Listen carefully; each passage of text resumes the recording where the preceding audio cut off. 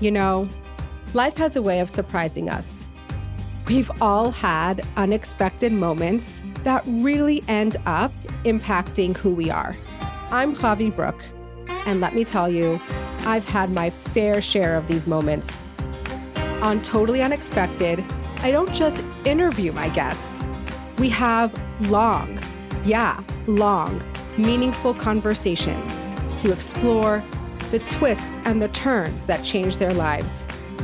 You won't only be hearing from the guest, you'll be hearing from me and my thoughts and reflections, just as I would be doing in real life.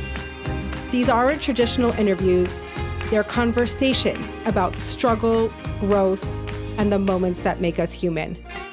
We all just want to feel connected. At least I do. And if we end up feeling a little less alone, that would make me so happy. Hi, guys. Welcome back to Totally Unexpected. By the time you hear this, Hanukkah will be over. I hope it was a complicated Hanukkah, but I hope everybody was able to find their joy, their light, their alignment, how they move through a lot of complicated emotions. And we're on the other side. And now back to regular programming. I mean, not regular programming for me. My kids are off of school for 2 weeks, but hope your kids are in school. Anyway, I'm excited to introduce the guest of this podcast, none other than Abi Radcliffe. Abi is such a light. She is just, if you follow her page, you just know that she's going to provide the fun, colorful, light content that's going to make you happy. And that's really what she wants to be doing on her page. Like, that's her goal, to bring happiness. She's a Canadian modest content creator. So you also will find a lot of very fun, affordable, modest clothing. She shares generously so many links. And she's just that person that you're going to go to when you need a little pick-me-up. That's just the truth. She's a mother of 3 plus a cat, which is definitely a 4th child for her. And she just loves to share fashion, clothing, happiness, rainbows. And we had a really great conversation. So I'm really excited for you to listen, and I hope you enjoy.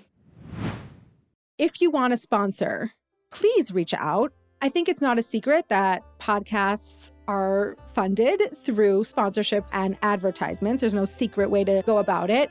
And I would love to partner with all of you and any of you.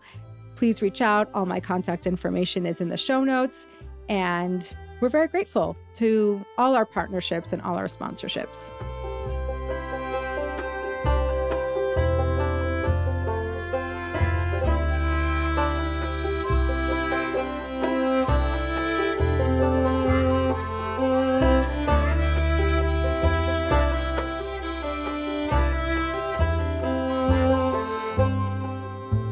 You look beautiful. I love your sweater. I came from work, so I have to be dressed. I know, but yes. It's appropriate, Thank you. Being in fashion and all.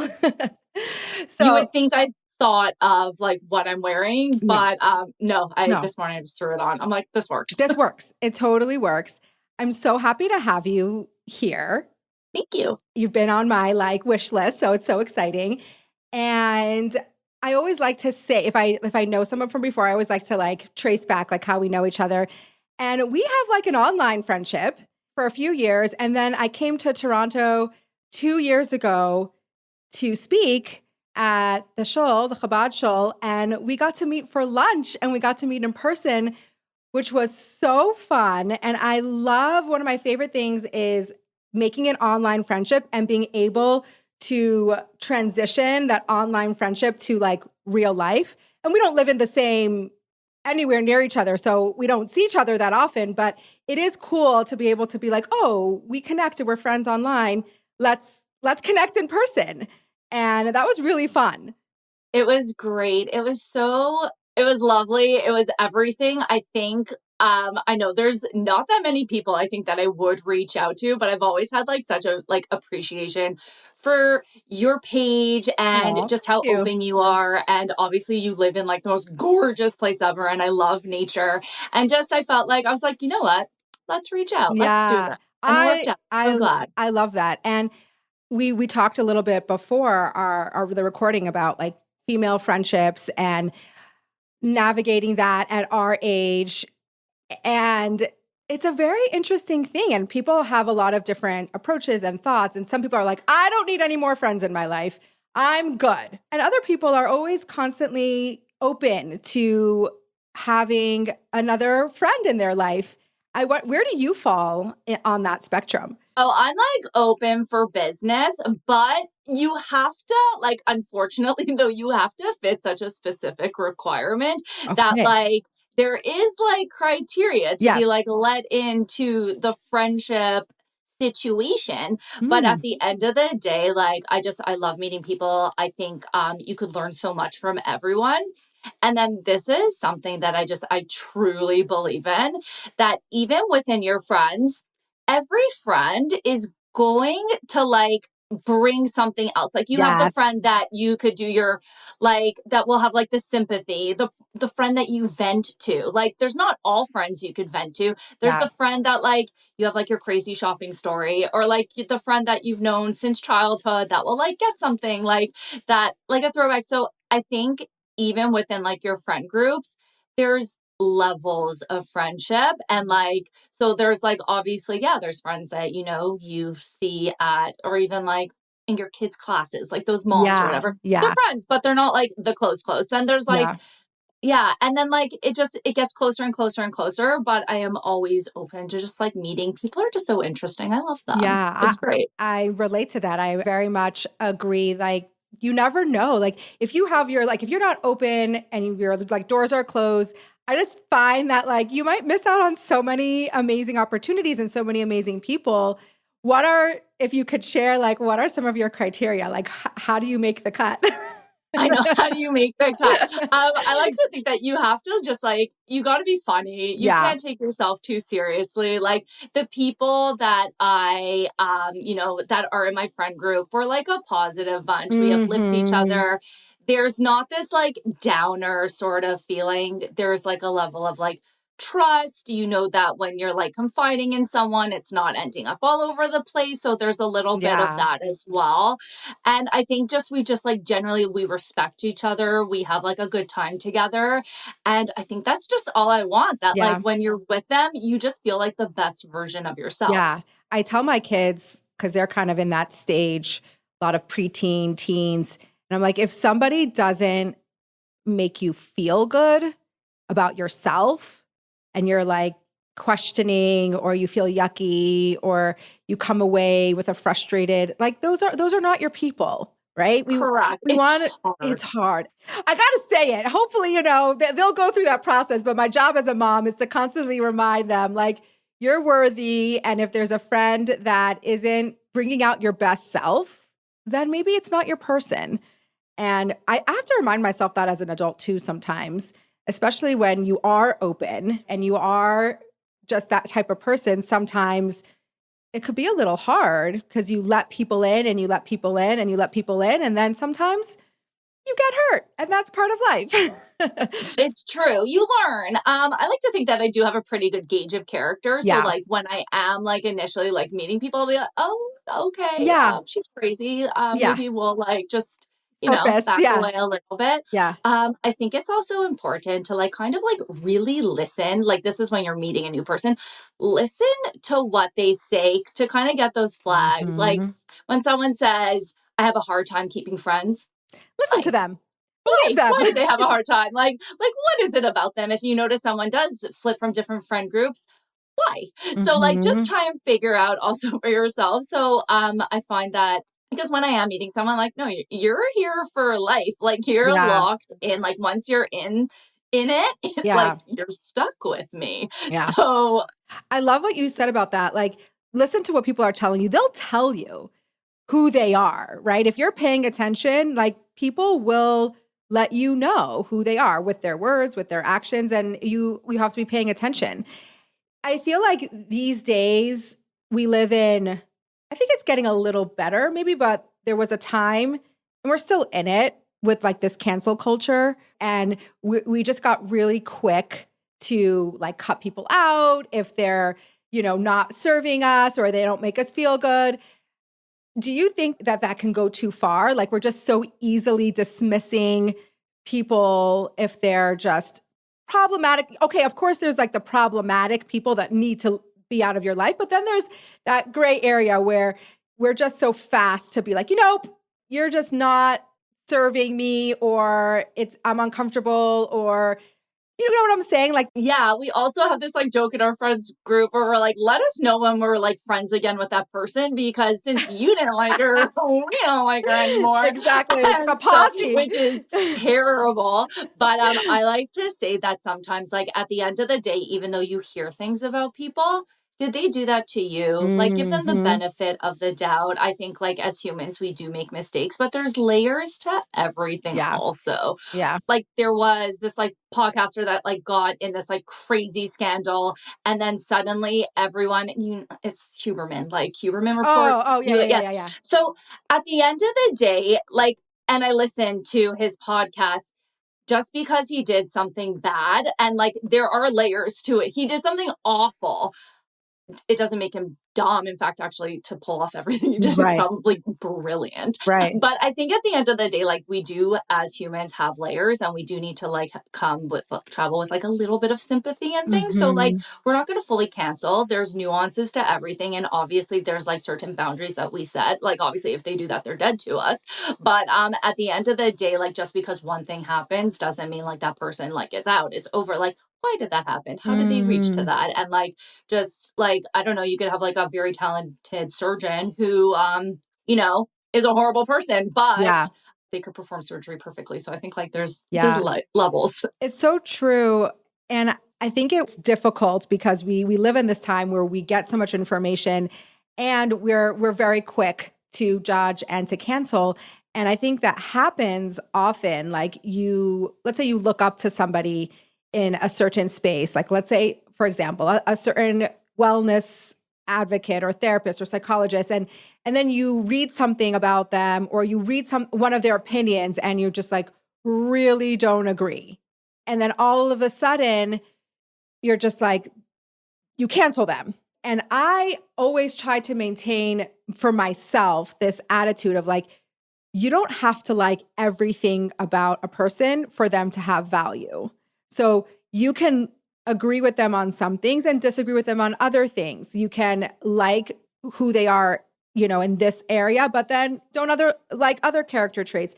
It's like take the best and leave the rest. Because when we just throw away the whole person for like something that we disagree with, or of course we have our own values and boundaries. Maybe you're not going to be best friends with this person. But I find that if we have to like every single thing that somebody says to appreciate something that they say, then we will have very few people to look up to, right? Like it's just Exactly. like it's just so hard.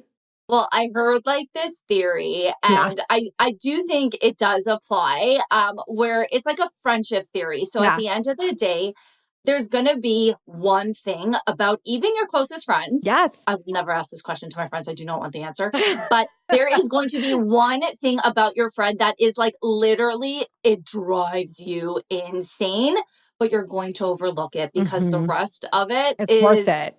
worth it. Yeah. Exactly. So we're just going to overlook the fact that she's always late. We're going to overlook the fact that like maybe I don't even know, like Yeah. but like that sort of thing where like there's going to be one quality that will definitely drive you mad, but like whatever, like she's still a really good person inside. She's a great friend. She's been for me through like really hard things. We're sticking with them. Yeah, I love that. I love that because we aren't going to like not even with our spouse. Like we have things that in our spouse that drive us crazy that we overlook and we live with because we love the package. So I love that perspective. And I think navigating friendships at an older age, to me, I just feel like we're so much wiser. We know who we are. We know what we want. To me, it feels a little easier than navigating it as a 16-year-old. Absolutely. I feel like also there's just this, we have this like emotional maturity, thank God for that. And Mm, we're just not interested in like what happened back in the day. We don't care like what she said about you to that person. Like it's over. We're done with that. We're just like mhm. appreciating each other's company and it's Yeah. great. Yeah. It's so true. And I think there is a little bit of like in the world, a friendship crisis because we are so much online. And I think certain demographics are having a harder time connecting in person. And I think we're finally starting to realize that because I see popping up no phone parties. And like we're trying to come back to our in person relationships. And it warms my heart because it's a little scary when you're watching a generation that's very savvy on their phones, but not as savvy with an in person dynamic. And to see like it's starting to shift a little. I see like these content creators online starting to talk about this and facilitate situations and parties or get-togethers that you're not allowed to bring your phone and you have to be present in the moment. And I think that's wonderful because we need that. No, it's so we live in such a world with like the screen is in front of us. And obviously, there's like this huge phone addiction. It's like our little human pacifier. And, Mhm. even like if you're waiting in line, like God forbid, you're You just should just staring into daydream. yonder. Yeah, like just look out. That Yeah. what a concept. Look at your phone, scroll, just like do something. So I think that it really is. It's so nice. I love that human connection. Like that's where the magic happens. It's fantastic. Yeah, and it's interesting because this has happening across the country, but in Bozeman, the schools are starting, I think, next year that there's going to be no phones allowed. I don't know how they're going to implement. I don't know if they're going to like you're going to hand it in. They'll be like in front of the classroom, you'll hand it in, or we're off. Like I don't know how they're going to implement, but there's going to be schools that are not allowing the kids to have phones throughout the day in their classes, and I think that's fantastic. No, that's fantastic. Thankfully, I mean, okay, well, we could discuss how Yes. I control my children's media and whatever, and Yes. all my thoughts as Yes. well. Yes. But I am very thankful that my kids in all their schools, well, the one in elementary, it's not even a thing. And Yeah. for the high school kids, you have to register your phone with them and then check it into the office every day, and you get it at the end of the day. Like that's Yeah. how Yeah. it works, which I can't even begin to imagine a life where like a child has their phone with them all day long. Like that is Well, that's what wild. happens in like my kids are in public school. That's what happens in Yeah. public schools. And that's No, why it's so revolutionary that the public schools are starting to do this. they are. Like, Yeah. all the tech people are like, "What did we do?" Like, Yeah. actually, Yeah. we made a huge mistake in Yeah. this. And so And that's the thing, it's a constant balance. Like, tech is amazing and the phones are amazing. And I for one, love my like social media. Like I get to meet people like you. Like so many people that are in my life now, I would never have had the opportunity to have a connection or relationship with. So there's so many beautiful things, but I think it's like a pendulum. We always go to an extreme and we always have to find our way back to the middle. And especially for children, we need to like have a better grip on no, we on what's really happening. do. No, we truly do. Like, what's going on? And like you said, like, even with friendships are different these days just Mhm. because, like, I see when one of my kids are on the phone, Yeah, they just have, like, whenever we have, like, an old iPhone, it just sort of, like, like, it's in our house. And yeah, so it's not connected to any phone number, but they have, I think through their Gmail, whatever, yeah, um, they could FaceTime or yeah. something like with their friends. And that's how they talk on the phone to each other. They're literally like looking at each other while they're talking. And it's not one person, it's like a group of them. And I'm like, what is this? I Like just know. navigating life through this. It's new for us. Yeah, And you like literally like we're doing it together. yeah. Totally, totally. Yeah, so we're flounder a little and we have to find our footing, and I think we're like might be at the point where we're getting there. Like we're starting to see we have enough data, we have enough proof, we have enough information to know like what's working and what's not working and the effects of too much. I just tell my kids they're not allowed social media, like nothing. Yeah. They've never had TikTok. They're not allowed any of that. Same. And I tell them grown adults don't know how to behave on the internet. Your frontal lobe is not like, you're not there. Like, if I'm seeing adults that don't know how to handle the internet, you're too young for this. And it's banned. They're not allowed to have it. 100%. And the analogy that I use, like, you're not going to hand keys to a car to a 10-year-old. It's just not appropriate. And it's like, well, if you do it, how come your kids shouldn't? I'm like, no, we are grown adults. Even if we behave badly on the internet, at least we have the ability, our brain is developed enough to make good choices. When you're 14, 15, 16, 17, like your brain doesn't actually have those skills yet. It's just literally not fair to put kids in this position where they have to be smart and have to make good choices, but they literally don't have the tools to do that. Like, no, they don't. What are we And doing? like, they don't understand fully also like the repercussions of it later on in life. And we don't, even ourselves, we don't know. Like, I don't know if in 10 years when my son applies for a new job, I don't know if they'll look up and see, like, I don't even know what they'll be able to find. Like, I'm like, let's not. Yeah. Like, let's not. Let's just be As smart. someone who has her face on the internet, I don't want that for you. Yeah, so I'm like, let's not. Yeah. Okay. Well, we have so much to, like, I want to know how you ended up where you are today and how you got a platform on social media, but I want to start from the beginning. So I want to hear a little bit about, first of all, were you born and raised in Toronto? I'm very Canadian. Okay. I was born and raised, yes. And I was like, grew up here all my life. It was wonderful, except for my one stint in seminary. So that 1 year got a taste of living away from Toronto. Okay. For some reason, I don't know why I live here. It's so cold in the winter. Like, we joke, but I know why. Family's here. Like, we're very close to our family. Yeah. And my husband's family is also from Toronto, and we're just like a really close bunch. So at the end of the day, we joke also because my parents are Canadian. Like, we're Canadian through and through. The US doesn't want us. Like, we're like, you look at us and we're just like, we could take away your jobs. So we joke. So as Canadian as it gets, I get told my accent's very Canadian. Yes, it is. I'm very, yes. My father grew up in London, Ontario. Okay. Which is just 2 hours from Toronto. And so my grandfather was in Toronto often. My grandfather was a philosophy professor in University of Western Ontario. So a lot of Toronto kids go to London for college. So we have, he had a lot of connections there. So I definitely have been a few times, but London it's so funny. It's like not London, England, but London, Ontario. Have you ever been?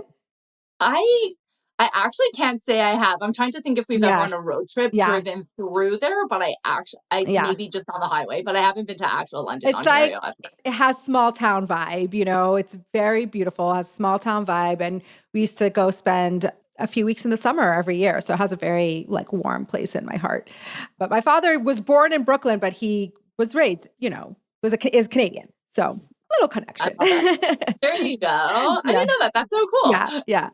So born and raised in Toronto. Tell me about childhood. How did you grow up? Like, where were you in school? So my parents became from through Chabad, actually. Oh, so yeah, they're Bali Chuba. They grew up in Montreal. They met in university. And then I think just like work opportunities brought my parents over to Toronto. So that's how I ended up in Toronto. And then they became, so I would actually say my oldest sister, there's three of us.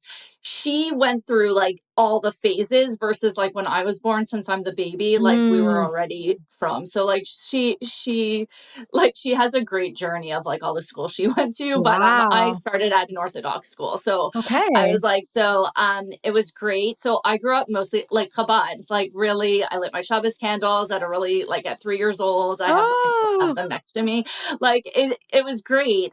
But I would have to say that since my parents, they really valued education and they were not so impressed with the Chabad school. Sorry. But I was like, but I mean, that's also how I ended up I went to Beis Yaakov High School, and you're like, how did I even end up there?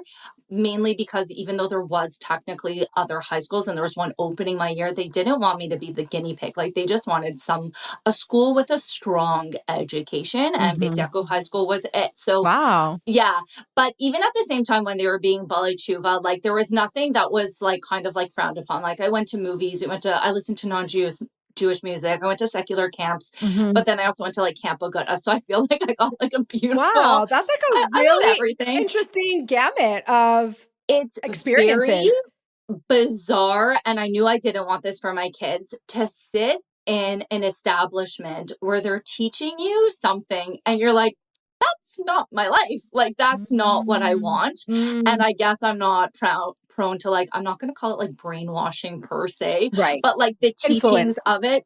So to be told like, this is bad, this is a no, I'm like, well, that's nice. My family does that. Or just like, Right. I guess we had our strong family values and we still obviously like kosher Shabbos, like all Right. that, but we did our own thing. So even though, let's say in Beis Yaakov High School, they're talking about Kola life or whatever Right. and living in Lakewood, and Yeah. I'm just like, That's not going to be me. not I'm going to university, Right. but that's cool for you. Yeah. But at the end of high school, my parents really wanted me to go to a Chabad seminary. They knew like this is what they wanted me to do. Wow, that's And so interesting. yeah, they were like, you know what? You've done Let's it get some all. You've got to yeah, get a little let's Chabad get some influence in Hasidus there. in your life now. But I'm their baby and I was trouble. And they're like, you're not going to Israel. You will be up to stuff. So that kind of leaves you with like New York, Montreal. I said, I'm like, I want Australia. And they're like, that's even farther than Israel. They were like, no. How are we going to keep tabs on you in Australia? Pretty much. So I went to Florida. It was fantastic. I had a great year. I still talk to so many of the people that I was there for that year. It was fantastic. But let's like It's fast like forward. no trouble happens in Florida. No, not at all. But like, let's fast forward though. Am I Chabad these days? No, because at the time I was dating my husband and no, he's not Chabad. So it all worked out Yeah. great. I still dive in Nusachari though. So there's that. I love it. You have just like a little bit of everything. And I think that just makes for such a well-rounded, also knowledgeable. You kind of know all sorts of different Seen it paths. all. Yeah. I've seen it all pretty much. And so how do you identify? It doesn't really matter. We don't have to put ourselves in a box, but No, I would say I'm more modern Orthodox at the end of the day. We're like, yeah, like I don't cover my legs, but and I have my toes out, but Yeah. otherwise, but like everything else, like we're good. Yeah. Like just It doesn't, just be an awesome, you're just be an awesome human. just Please being be a good nice. person. Yes. I love that. So when you say that you were trouble, I like hone in on that. I'm like, oh, tell me. I want to know what that means. I just loved boys. I think like that's really by the trouble. Like, and it's actually funny because I look back with some of my like childhood friends and we're like, the trouble was just that we spoke to them. Like we I know, didn't even and that is extend that to somehow anything like else. But this big that trouble. in the day is scandalous. Like, how Yeah. dare you go to a movie theater with a boy? That's crazy. Although at the end of the day, my mother-in-law was like, thank you for not doing the shidduch system. I appreciate that. Right. You saved me all the nightmare because it was like, here's a boy. Yeah. And it worked. How did you meet your husband? Just through friends. I You were was just out with hanging friends out. one night, Yeah. group of guys, and we just started talking. And that was like AOL, like instant messenger. We were like, tick, tick, tick, tick. AOL, yes. Yes. All that, exactly. But it did sort of go like, I was like, okay, well, I'm going to seminary. He's going to yeshiva. Here's my phone number. So really, I like dated a phone for like 2 years. But we just texted and spoke But on the it phone. It was great. lasted, which is It really did. Yeah. very cool. I could commit. I guess both of us could. Yeah. We spoke to each other all the time. It was great. How old were you when you got married? 21. Okay. Yeah. Yeah. Similar. I got married at 21. I got married at 21 too. We knew, even though I was dating him at the time, we were like, well, we need an income. Like there was something, we tried to be a little practical too. So we waited. I finished fashion school. I went to college. So once I had that degree and we had some source of income, then we got married. You had your degree by 21, like you were done? Yeah, I went to college. It was 2 years. So right after seminary, I went straight for 2 years. Where did you go to fashion school? It's called George Brown College. I did like in fashion Toronto? business. Yeah, in Toronto. And Wow. that's where I got my fashion degree. And I was like, okay, perfect. Yeah. So did you always love fashion? Was that your Loved it. thing? Always. Yeah. Like, I joke even back in the day, like, it must have started really when my mom was pregnant with me and, like, literally, like, about to have me in labor, they told her to walk around the mall. And I'm like, That's where it started. well, that's where it started. She had to walk around the mall to make the labor go. And Yeah. I was like, Shopping. and it was, yes, exactly, right by Women's College Hospital. And here I am. Yeah. So I always loved being creative. I was like kid, like tinkering with Barbie clothing and scarves and all these little things and just like creating horrible, but they're creative outfits. Mhm. Like, you're not going to win all of them. Mhm. That's why whenever I see like mothers that are a little bit stressed out that their daughter's wearing a striped dress with tie-dye leggings Oh and a my fur gosh. vest and that, Yes. I'm like, But she's going to be a great dresser. but She's there's going to be something so fun to see a kid dressed like that. I can relate because I love clothing and I love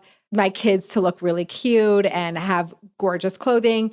It's interesting because my older two, Chaya and ZC, they just didn't care so much about what they wore. So I always like till they were, 6, 7, whatever, I would pick their clothes. Like I would set out their clothes and they would had zero, they just had no issue with wearing what I picked for them. They didn't have opinions about this, about life, yes, but not about this. But then Meni and Hanalea came along, and oh my gosh, it was like a whole new world. They had such unique personal fashion, and they wanted to pick their own clothes. And I would buy them this beautiful clothing, and they would like mix and match them and come out with just like the most jaw dropping, outfits. And in the beginning, it was hard for me because I was like, no, I spent a nice amount of money on your clothing so you could look like put together and cute. But then I totally like leaned in and embraced it. And now I buy them their clothes and then I love to see like what they're going to do with it because it's something I would never think of. in my head. I always tell also like a mother or whatever, don't let it think that it's reflecting crazy on you of like Right. you chose that. We know We know. when you see that child, that child chose their outfit. Yeah, yeah, Like, yeah. don't worry. There's nothing in your ability that like We're not judging we're you. never doubting the mom. There's Yeah. no judgment. Yeah, exactly. Exactly. So it is fun. Like if you can lean into it and let go of the perfection, it's really kind of fun to see what they do. And I love it. it's almost like a little foreshadowing of like, you have a flair. Like, and some kids, like I know with my son, like he wears really crazy things. Like I've posted pictures over the years, but somehow he pulls it off. It's a Like confidence. Let them it's do it. swagger. Like certain kids are born with it, and you're either born with it or you're not. And he has it. Like he has the swagger, and he can put on the most ridiculous things and pull it off, and almost be like, "Wow, he's cool." Like, but it's Right. crazy. Like, Because the coolness also, it's not coming from like the banana print shirt he's wearing. It's him. yeah, And it's the way he's wearing it and yeah, that confidence. And that's what makes you so cool and drawn to them as a yeah, person. yeah. It's so true. Okay, but I want to hear about fashion school because there's something in me that's like, oh my gosh, that sounds so amazing. Was it was It it was cool? so Was it so amazing. amazing as it No, sounds? I like didn't know what to do with myself. I'm like, wait, my project is to look at fashion Oh my magazines. gosh, I was I like, have to do this? I'm like, oh, okay. After, needing to memorize like 49 Mamre Chazals, I'm like, wow, I love this. It was so much fun. I learned then that I'm terrible at sewing. So like the fashion design, but I know like construction of clothing. I Right. took the path of more to become like a clothing buyer in Mhm, that program. So mhm. you didn't necessarily have to sew per se. You just had to know like how clothing's made and also to Right. like communicate with a brand. So it was just also like, I don't know, fabric science. It was like the best class to sit in, like talking about different textiles and like naturals and wovens and are things going to pill and things to look out for also when you're buying for a business. Mhm. And it was just so fascinating. I loved every part of it. It was such a cool experience. And Yeah, I love that.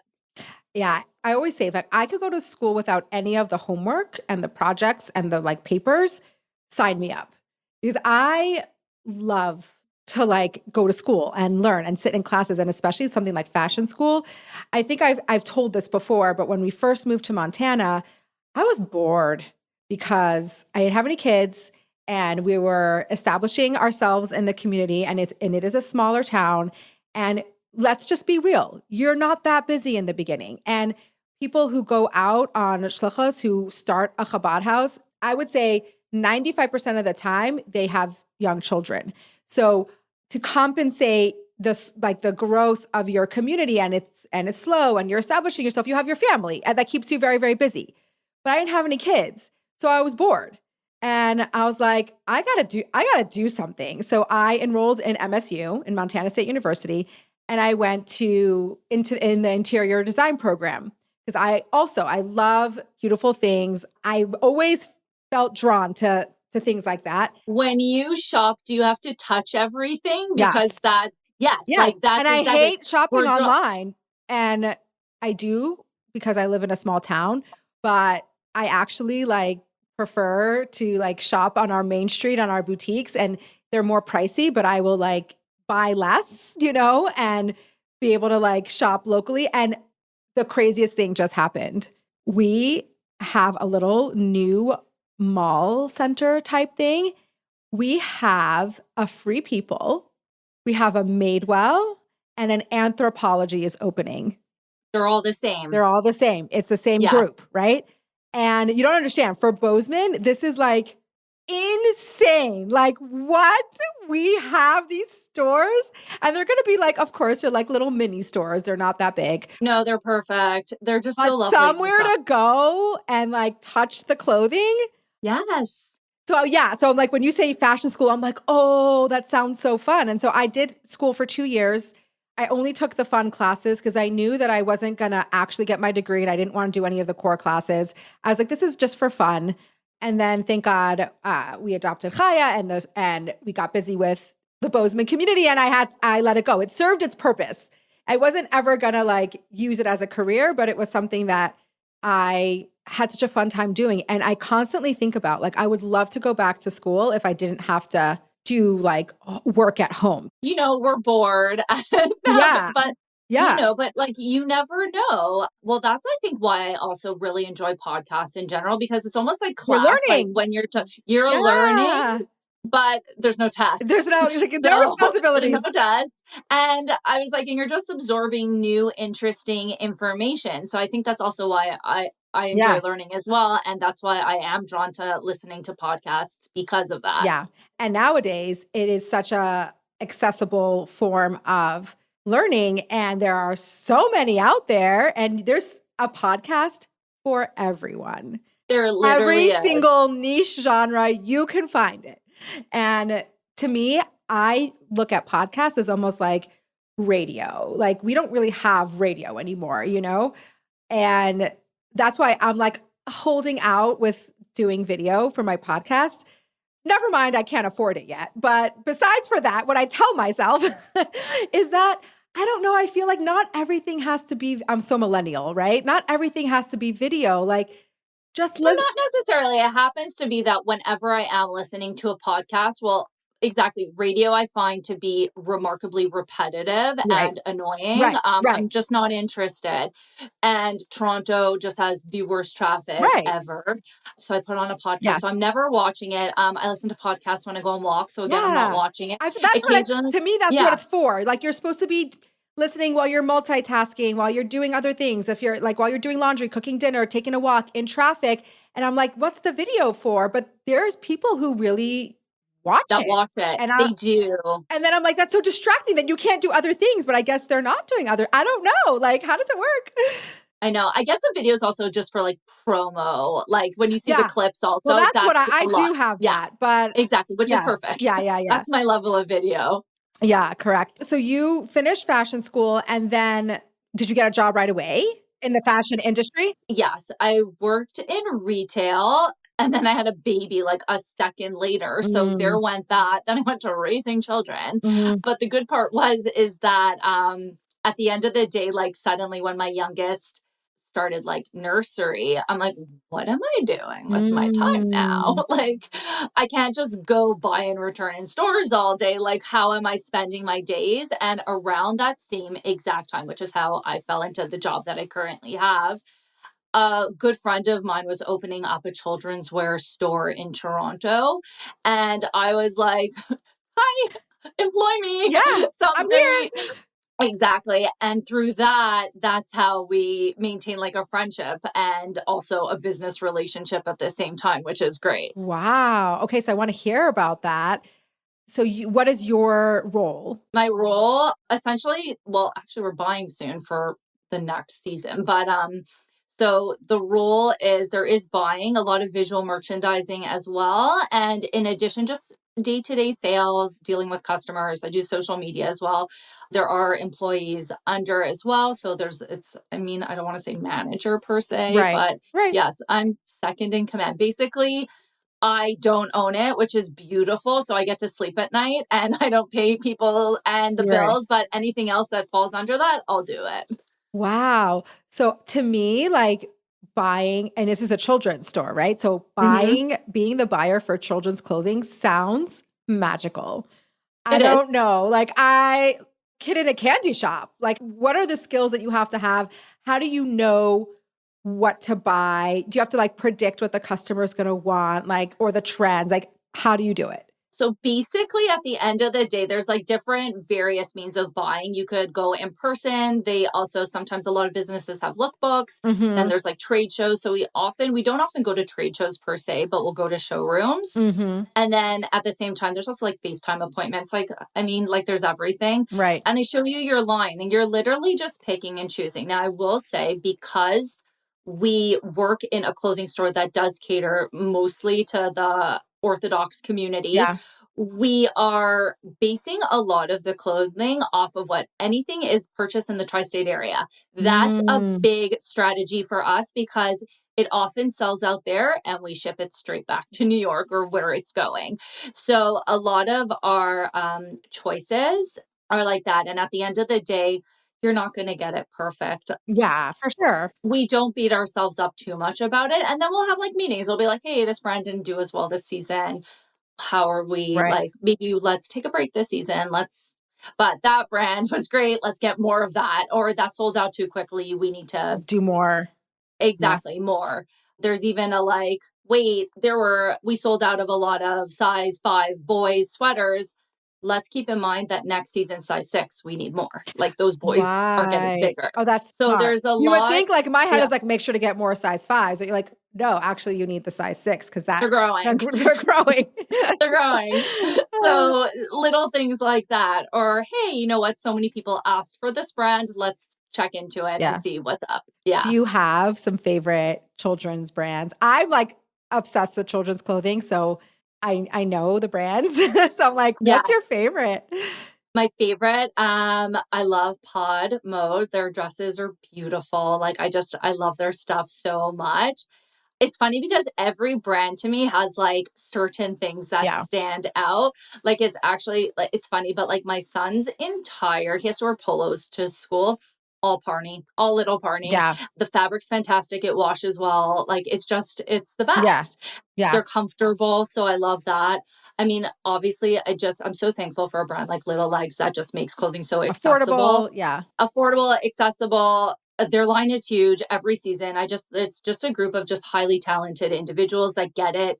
So I love what they're doing. Yeah. I mean, like, I love Molo. Molo, their prints are fun. Everything's happy. Loud is fantastic. Molo, like my Loud, kids, my Hanalea, it's like Molo, loud. yeah. Loud, I love especially because their clothing, I have like a very soft spot for brands that think of every single kid's like body Yes. size. Yes. Loud, so good. Yeah. Like it makes kids feel great. And like that's all I want. Like we Mhm. want them happy. Yeah. Yeah, I love that. I love middle daughter I love middle daughter. Their stuff is so good. for like fancy, like dressier. Yeah, Yeah. dressy, but like the colors, the patterns, And they everything just they have do. like I love brands that just do things a little like there's a little it's like a little unique. There's a little different and they have like a signature. If you know kids' clothing, you can spot a middle daughter dress. Oh, for years, Carbon Soldier, my Yeah. daughter wore every single year because like I was just like obsessed with all of it. Like Yeah. it was just Yeah. gorgeous. Yeah. It's so fun. What a fun job. Like, do you enjoy it? I love it. This past summer, I just have to say we were in the Morley I love showroom. Morley too. Morley's great. No, you're not You ready know? for their summer collection. Like we have to Oh, behave ourselves. Like there are right. budgets that we have to stick in, but the colors, everything. We were like, I don't even know how to narrow down such a line because everything that they created was just so stunning. I also love Morley because even though they're not necessarily a Jewish brand, They they'll add do. links for us. Yeah. They work with us, which is super cool to be able to have a relationship with a brand like that as well. I love that. So you love color, right? Yes. Which is so nice for someone who loves color. It's so nice to have someone in fashion who appreciates the fun and the color. And like what you were saying before about what type of friends you look for. And the first thing you said was positivity. And that just kind of oozes out of you, I think, which kind of transitions us into your social media little corner. I feel like your signature brand is fun, color, optimism. When you go to your page, you're going to smile, whether it's like your little polls that you do with like different color nails or like random, like which rainbow do you like better? Like, Literally. I think that is just such a great space to be in because social media can be really difficult. We live in a world where like everything's at our fingertips. And correct me if I'm wrong, but I think you've really been clear about what your page and what your space is and what you should expect to find. And you're like, I'm not going to be talking about the politics. I'm not going to be talking about current events. Like, this is where you come when you want to smile and be happy and look at pretty things. Exactly. I once wrote like a blurb. It's probably like deep in my notes app, even like, that crazy notes app. Like mine is like, I need to buy Windex Yeah, and I yeah, have to yeah. like renew my kid's passport. All So like random deep stuff. in there, a real idea, like Yeah. just anything, like my notes. Yes, I'm that girl. But deep in there, I think I wrote, and like this was kind of like, I mean, I don't want to say like a mission statement per se, but Yeah. just, No, but I think but that's fair. exactly. So if I'm posting something, I kind of want to go, why? Mhm. And because at the end of the day, I want the follower to leave feeling good about themselves, happy. It's an outlet. So here are some alpacas Yeah. wearing cute little tiny hats and glittery sweaters. Like stuff like that. Like I want it to be really light. I think I started Instagram as a consumer first. So I basically just post what I wish to consume. I want Mhm. everything light and fluffy. I don't want to be a news outlet page. I'm just not interested in that. I just want it like really light. It's funny that you said that because I'm like, maybe I'll do a poll on cakes. People could Yeah. pick a cake. Like, Yeah. why not? Why not? Like I'm not so drawn to like doing polls and answering polls, but if yours comes up on my feed, I will always do it because it's fun. Pick a pink house. Like, why not? Literally, like why not do that? That is fun. And I love that about you. And there's something else that I think sticks out is this confidence that you know who you are, you know what you want to provide, you know what you want to bring to the world. And I think it comes out. I think a lot of times, I mean, I struggle with, well, what am I doing and what am I posting and what like sometimes I'm not sure where my lane is, even though I've kind of created my own little genre myself. But I think there's something really refreshing and really safe and like we can trust you. Like and you're not trying to do it all or be the destination for everything. You have your purpose. Did that come naturally to you or did it take a lot of intention and thought and There's figuring a it out? trial and error, Mm. definitely. And that, like, just because it's actually funny, like, I work out, I would say almost like 6 times a week. I don't post anything. Like, I'll post maybe Yeah. like some weights on the floor. But like, I'm Yeah. not going to start telling you about like your form and fitness. Like, that's just not like, that's Yeah. not what I Like a want to whole side of do. you that nobody knows. Right, exactly. Oh, there's so many sides that no Sometimes one we're gonna knows. get there. We're gonna get there. I'm We'll get like, there. We'll get we'll to get that. there. But like, I have a funny story about that, but we'll get there. But basically, I think at the end of the day, like, I really did only want to stick initially to fashion. But then I think, I mean, Instagram changes their Mhm. rules all the time. So like, if I share a recipe, do you know how many saves I'll get on that? And the algorithm will make me happy. I'm like, am I a food blogger now? Like, is Yeah. that like you, I'll try. I love makeup, but the makeup stuff kind of flops. So I don't really show makeup that often. Like, I'll Oh, just do like really? a recommendation, but I'm not going to be like, here's an evening lookout reel. Like, I'm just, but again, try it. Like, just Mm. give it a try and see. I think like at the end of the day, and maybe this is why I do come off this way. I have another job. Like, Instagram to me is like Yeah. my creative outlet. So to me, it's just icing on the cake. It's fun. It's light. I don't want to stress about it. I want to like, I just want to have fun. I want to, I'm meeting people. I grew up with like reading those like magazines that had even like quizzes and all those little flow charts and which Yeah. doggy are you at the end. So like, I'm basically posting all that. Like, I'm just Yeah. reliving all my nostalgia goodness. Yeah. Oh my God, I love those. All those the quizzes, so good. How did you fall into even creating like your own little space on Instagram? Because it's not your job and it is fun for you, but you do manage to monetize, right? I do. I think it felt not like it fell into me, but I've always loved clothing. I did also, after I did the 2 years of fashion school, after my first son, like my son, I went back to college and I did a course called image consulting, which actually did do color palettes and Oh, wardrobe edits, personal shopping. It also touched upon etiquette, which was like hilarious that like I had an etiquette class that I yeah. like went through just to teach etiquette as well. I think a lot of the people in that program end up like either going to like to businesses and kind of like do teaching for Uh, like how to do like resumes and job interviews and uh, how to have confidence. Like, there's so many ways I guess you could go about after having an image consulting. right, It's like saying you're a stylist that you actually have like credibility for, but like I don't even know. Like, really, if you have good fashion sense, you could be a stylist. Like, you don't right, have to go to school like I did. right. But it was fun to go through the classes. They talked about also like dressing for different body types and You're all excellent that at that. stuff. It's great. It was fantastic. It was a great course. It was also done at George Brown College where I did my fashion school. I loved it all. So for years, I've always loved shopping, clothing. I've always been drawn to it.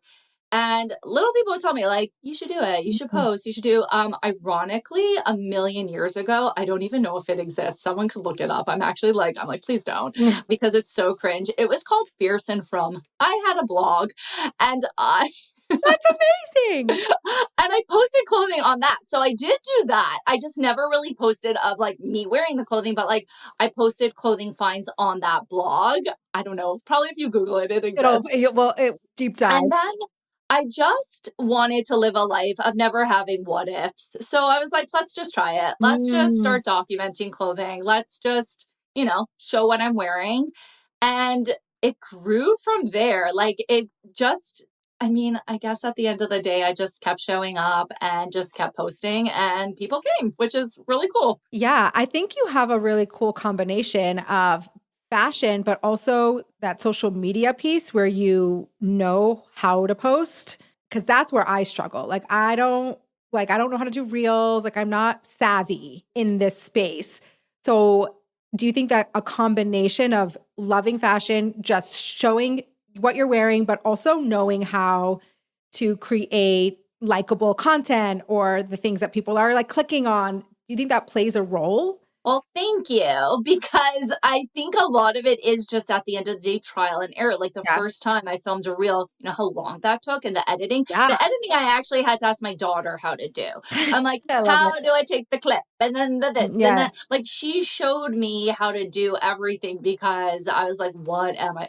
If you ever need anything tech, just ask a child. Like, they'll tell you what to truly. do.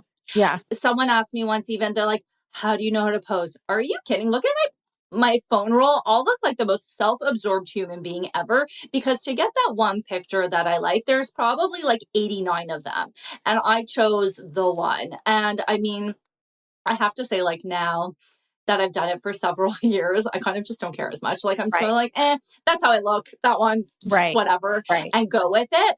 Also, I think nowadays Instagram doesn't value a highly curated grid the way it used to be. I used to be with an app, like just like playing around with that picture doesn't look good with that picture, but that picture's not that color and that like, Mm, and I mean, like, I obviously like I enjoyed that because aesthetically, like it was fun to do.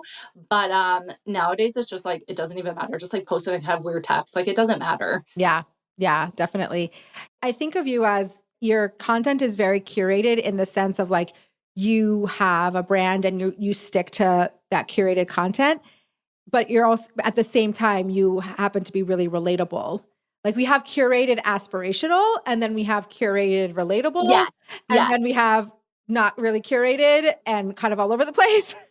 That or like there's the unrelatable where you're just like fascinated by everything. And Yeah. yes, you're just like, how do they have that lifestyle? And like I don't Yeah. want to call it a hate follow per se because some Yeah. people just like looking at pretty things. Yeah. And no, I Yeah. just show my life. Like it's Right. it's pretty low But key. which gets me to what we were going to talk about before. You actually don't share personally at all on your page. Facts. Facts. So, like, yeah, you're relatable because you just are, and you're relatable in the way that you dress, and you're relatable in the way that you showcase all different body types, and your links are relatable because they're in a certain cost bracket, but you're not sharing personally at all. No, not at all. I feel bad sometimes. I'm like, people don't know me, but I should open up more. But that's the thing, like, do you feel like people have an idea of you that's not reality because of that?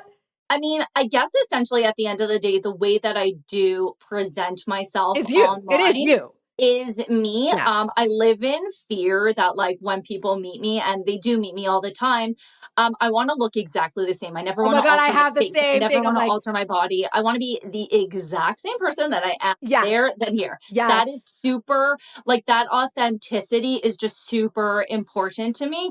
So it's true. I may not have talked about that car accident that happened X amount of years ago. And like I even joked about, I'm like, I should have trauma Tuesdays where we could talk about little traumas. But at the end of the day, I guess I'm just not ready, or I just have not even ready. It's never going to happen. I have no desire to get super vulnerable on Instagram. Mm, I think maybe it's just I'm not interested in all the comments and dealing with that. There's like a repetition in the comments where afterwards and I don't want to be ungrateful to the people reaching out, but it's exhausting to like yeah. just say one, like even one little thought and then get like hundreds of messages of the same exact thing back. And it's just Mm, like, and I feel bad because I think maybe the answer that I give back to them isn't as genuine as well because after giving it to the same person yeah, over and multiple over, times. Yeah. I feel bad. Like I don't want someone to not get like a genuine response. So I just sort of withhold, but I shouldn't Mm. withhold. So that's why I'm here. Hello. Yeah, I think that's actually kind of fun because it's fun to do a podcast with someone who has so much to share, but doesn't use Instagram as their personal diary. You do Instagram for however it brings you joy, but there's many layers and dimensions to you, obviously, that nobody knows. Obviously, the people who are in your life know, which is the most important. No, but But not even the people in my life know. I have a great story about this. okay, Actually, so it was tell now so that funny. I must hear. No, this was hilarious. So something that I don't post, I attend a share at once a week. So like again, why would I post that on Instagram? Like, is that to like Mm, show off what I'm doing? Like, I just like, what is the purpose? Like, is it to make myself look? It's for me. It's for me. That's what I do. And the rabbi that gave this year actually gives this year the following day. And it was like a different one that I attended with friends. And my mom went to the one the following morning. And he said to my mother, he's like, oh, I saw your daughter last night. And obviously my mom listed a different sister because why would Abby all be at a share? yeah. And that wasn't online. So obviously that never happened. She's like, no, you didn't No. see her. And I'm like, and You're like, I just laughed. I'm like, Ma, it was I go every me. week. I got And it she had no right. idea.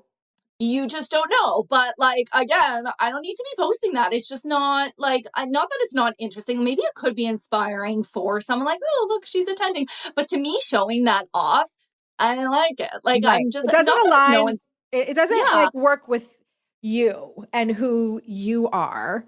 right. And what I've kind of discovered over the many, many years, because I'm a sharer and to many people, an oversharer. And to me, that's how I operate. It's like, if it's going on for me, you're going to know. And to me, it's like, I want to share.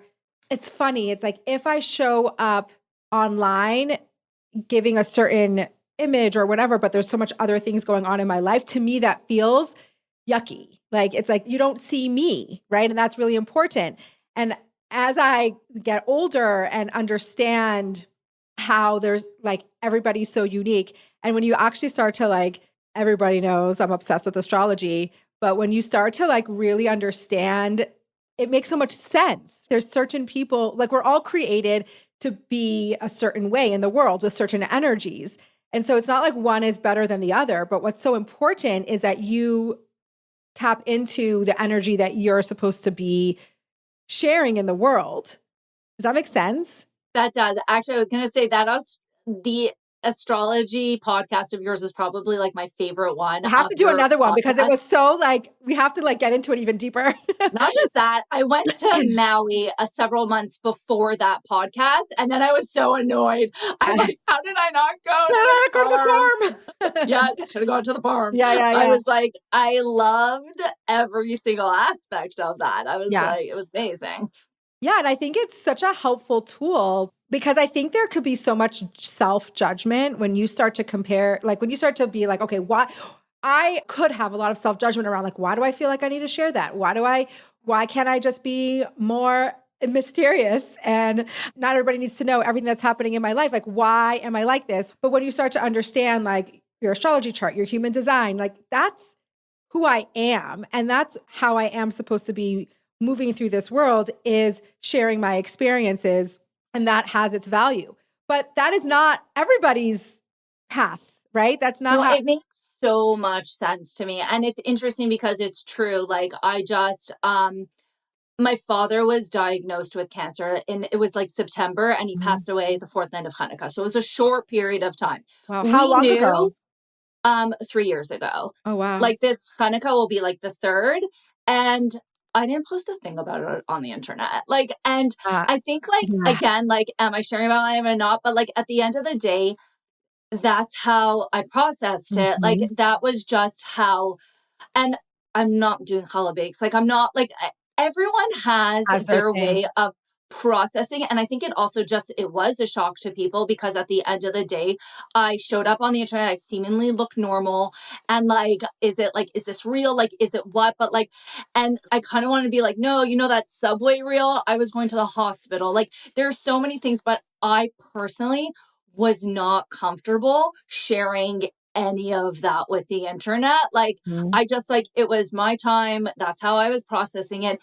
And then I see other people that are going through something like similar and I see them sharing everything. And it's not that I'm judging them. That's how they process what's going on in It's their a life. Like process. it is. And I processed it differently. I wanted to be quiet. I want to be with my family, just keep it really like low key. Whereas, exactly. And other people are like literally like, please stop it. And they have like all the pages and forward it to everyone. Like, no. I was Yeah. like, That my insides are yeah. shriveling up Right. thinking That about it. makes you cringe. And Yeah.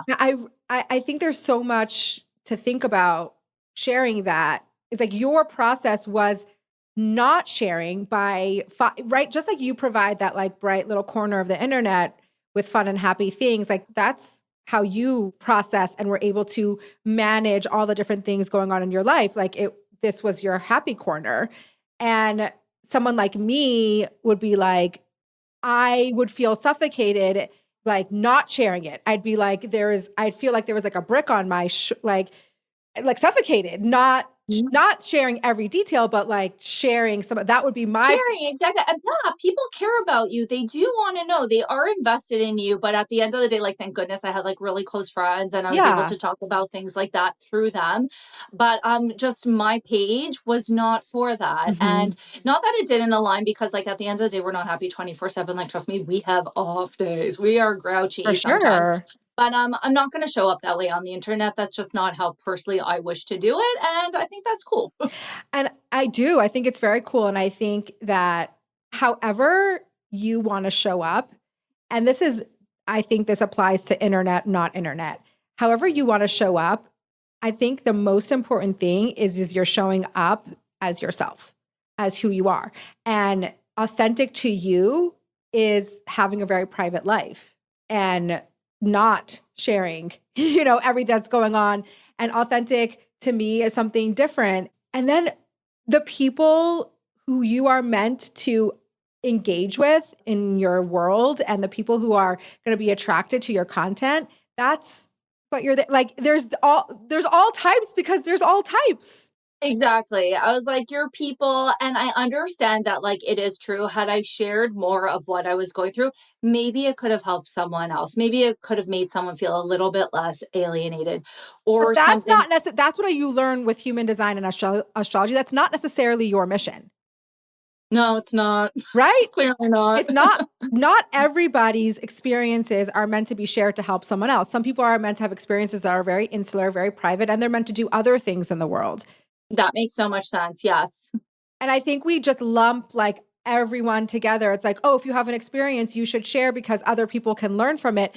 Well, that might not be why you're here. That might not be your path. And then for someone like me, I do feel like that's part of why I'm here. And I've shared my fertility journey from the beginning and other, life things because I feel pulled to that. And if I delve into why I'm here, that does show up for me. So I think it's easy to say, well, you should share because somebody else can learn from it. But actually, no, maybe that's actually not your purpose. I like that. You have something else to provide to the world, and it's not that. Exactly. No, I was like, it's just at the end of the day, you'll know inside, like you feel it, like If we're you're in tune, intuitive people. yeah. Yes, exactly. And then again, it's like, no, that's for me. No, thank you. Or Yeah. even, by the way, a minor inconvenience. You could talk about there was this woman in line and chewing gum and blah blah blah. Like, and then like my Starbucks drink, and then you're going on the internet and posting it again. Like, why? But that's just, I don't know, for some people that's what they do. Yeah. And for me, it's just not. So I was like, once you learn yourself and have like a good sense of that, then you're okay. I mean, I think that's the key to almost everything in life is this curiosity, right? And this reflection on who you are and like paying attention. I think many people can move through the world without paying attention and don't have a sense of self or don't have a sense of what's around them. And I think the most important thing that I've learned in my life is to really pause, reflect, be intentional, understand who you are, because when you do, that's where the magic happens. And everyone has different magic. But when you understand your own magic and you, like I said, you're confident in it and you like, what's the word? Double down on it, then that's where the magic happens. It's true. But then I do have moments where I'm like, I should share all my funny little quirky things because I am like a total weirdo. And like, there's funny things like, let's say, and my friends just laugh at me. I had a moment. I'm like, you're sitting Shiva. There's no mirror. There's nothing. People are seeing me. How do I look normal? Like, these are things where I was like, I'm going to look bad. Yeah. That's not good. So self-tanner, great tip. You got to self-tan your face. If you have a little bit of a tan, you look more normal. Tint your eyebrows. Like there's obviously like I kind of knew going up to the date, like everything going on. One of the funniest things was I'm like, wait, I love my clothing. I'm not ripping anything. Like I was literally, there's nothing that I'm okay with ripping. There's nothing in my closet. And then I had ordered from H&M a sweater. It showed up at my house and I forgot that I ordered it. I guess I was in some sort of fog. And I looked at the sweater. I'm like, this is the ugliest black sweater ever. It's going back. And I'm like, oh, I know what I ordered. so bad. It's like a dark humor in a way, Yes. but that's kind of the way we are. So I was just like, that's the one. Yes, there was a lot of like, what am I wearing that I need Right. to wear for a week? These are all the little things, but I just didn't want to tear my clothing and look ugly. These are like my deep concerns in life. Right. But the people in your life understand that No, they humor, laughed. right? No, they And laughed. yeah, it's Relatable. relatable. And chances are many people are thinking that and aren't going to say it. No, it's the things that are not said, but I'll say them. Have no fear. I'll say them. Yeah, and that's I think what you mentioned, like back to what we said in the beginning, like something that's so important to you is humor. And Yes. it is the little spice of life that makes these really difficult things manageable and we get through them. Like Yes. my husband lost his mother when he was 29, so we're going on 15 years, and the humor that goes on in that family is so dark but so good. And I come from a family that, like, my mother is like, don't say that, chas v'shalom, and she's like so careful with her words. And my husband's family will say the craziest things. And I've learned to like accept it and love it. The amount that death is spoken about and just, you gotta lean in. You lean in, It's you go with great. the flow. You have to find humor in any situation. Otherwise, I think like you'll fall apart. Like what else is there then? Like let's try and find some positivity in this. 100%. My husband and I've been through a lot of many difficult things, and sometimes we look at each other, we'll say like the craziest things, and sometimes we're like, if anybody was listening to us, it would be so bad. Like we would. It's like, how do you talk like that? But you got to get through. You do. Do you find? Well, I know the answer because you're generally like a positive, happy person. I think that comes through. No matter how much you share, your personality comes through. You're not sharing personal stories, but you are sharing your personality and how you show up in the world.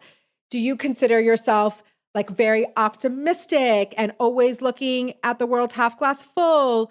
Do you always find yourself, even when you're down, like pushing positive?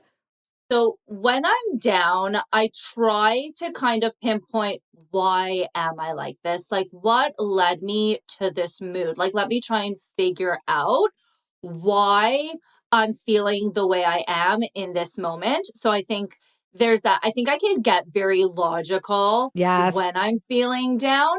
And Intellectual. It's called intellectualizing your feelings. My therapist says this pretty about me much all the time. He's like, you're in your head. You're saying very articulate things about your feelings, but you're in your head. I am, exactly. So I'll try and figure that out. But naturally, I would say, I mean, you exercise this. I think at the end of the day, it doesn't come naturally. Well, to some extent, it probably does come naturally a little bit more to me than others.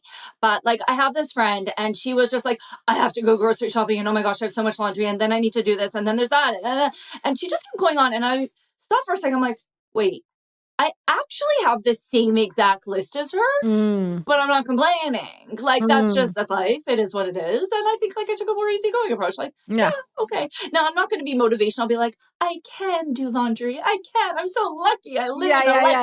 like I'm not doing that. That's annoying. Yeah. But I think it's more like it's a choice in your head. Like, yeah, okay, like that's life. If there's ever You're like, not a kvetchy. yeah, You're not a kvetcher. no, not at all. Again, I like to get a little logical. Like if there's something like that I know we mentioned like time or running Yeah, late or yeah, yeah, something. yeah. I don't get mad. I go, okay, I'm in a situation that's beyond my control. There's no point for me to freak out about it. And like, just it is what it is. And just like, let's go with the flow. So, like, even though there are certain things that like could stress you out, but I try and like talk myself into a place of like, Yeah. let's not.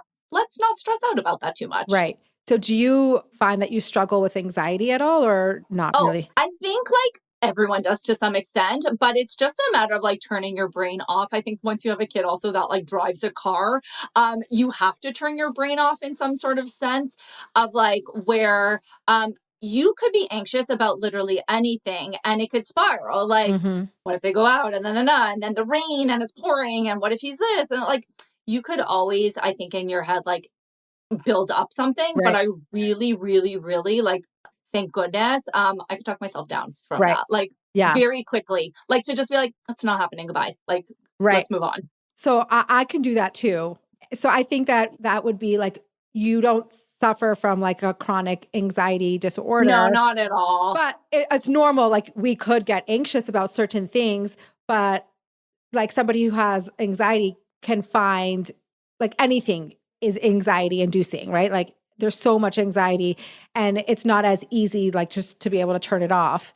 People like us who don't have like we don't have anxiety. We can talk ourselves, like we can talk logic. I know because I have a lot of people in my life who have anxiety. And sometimes Mhm. it's really hard for me to understand what they're going through because I'm like, just be logical, talk yourself out of the situation. Like, what's the worst that can happen and go through the steps and then employ some faith and you're out of like this is out of your control.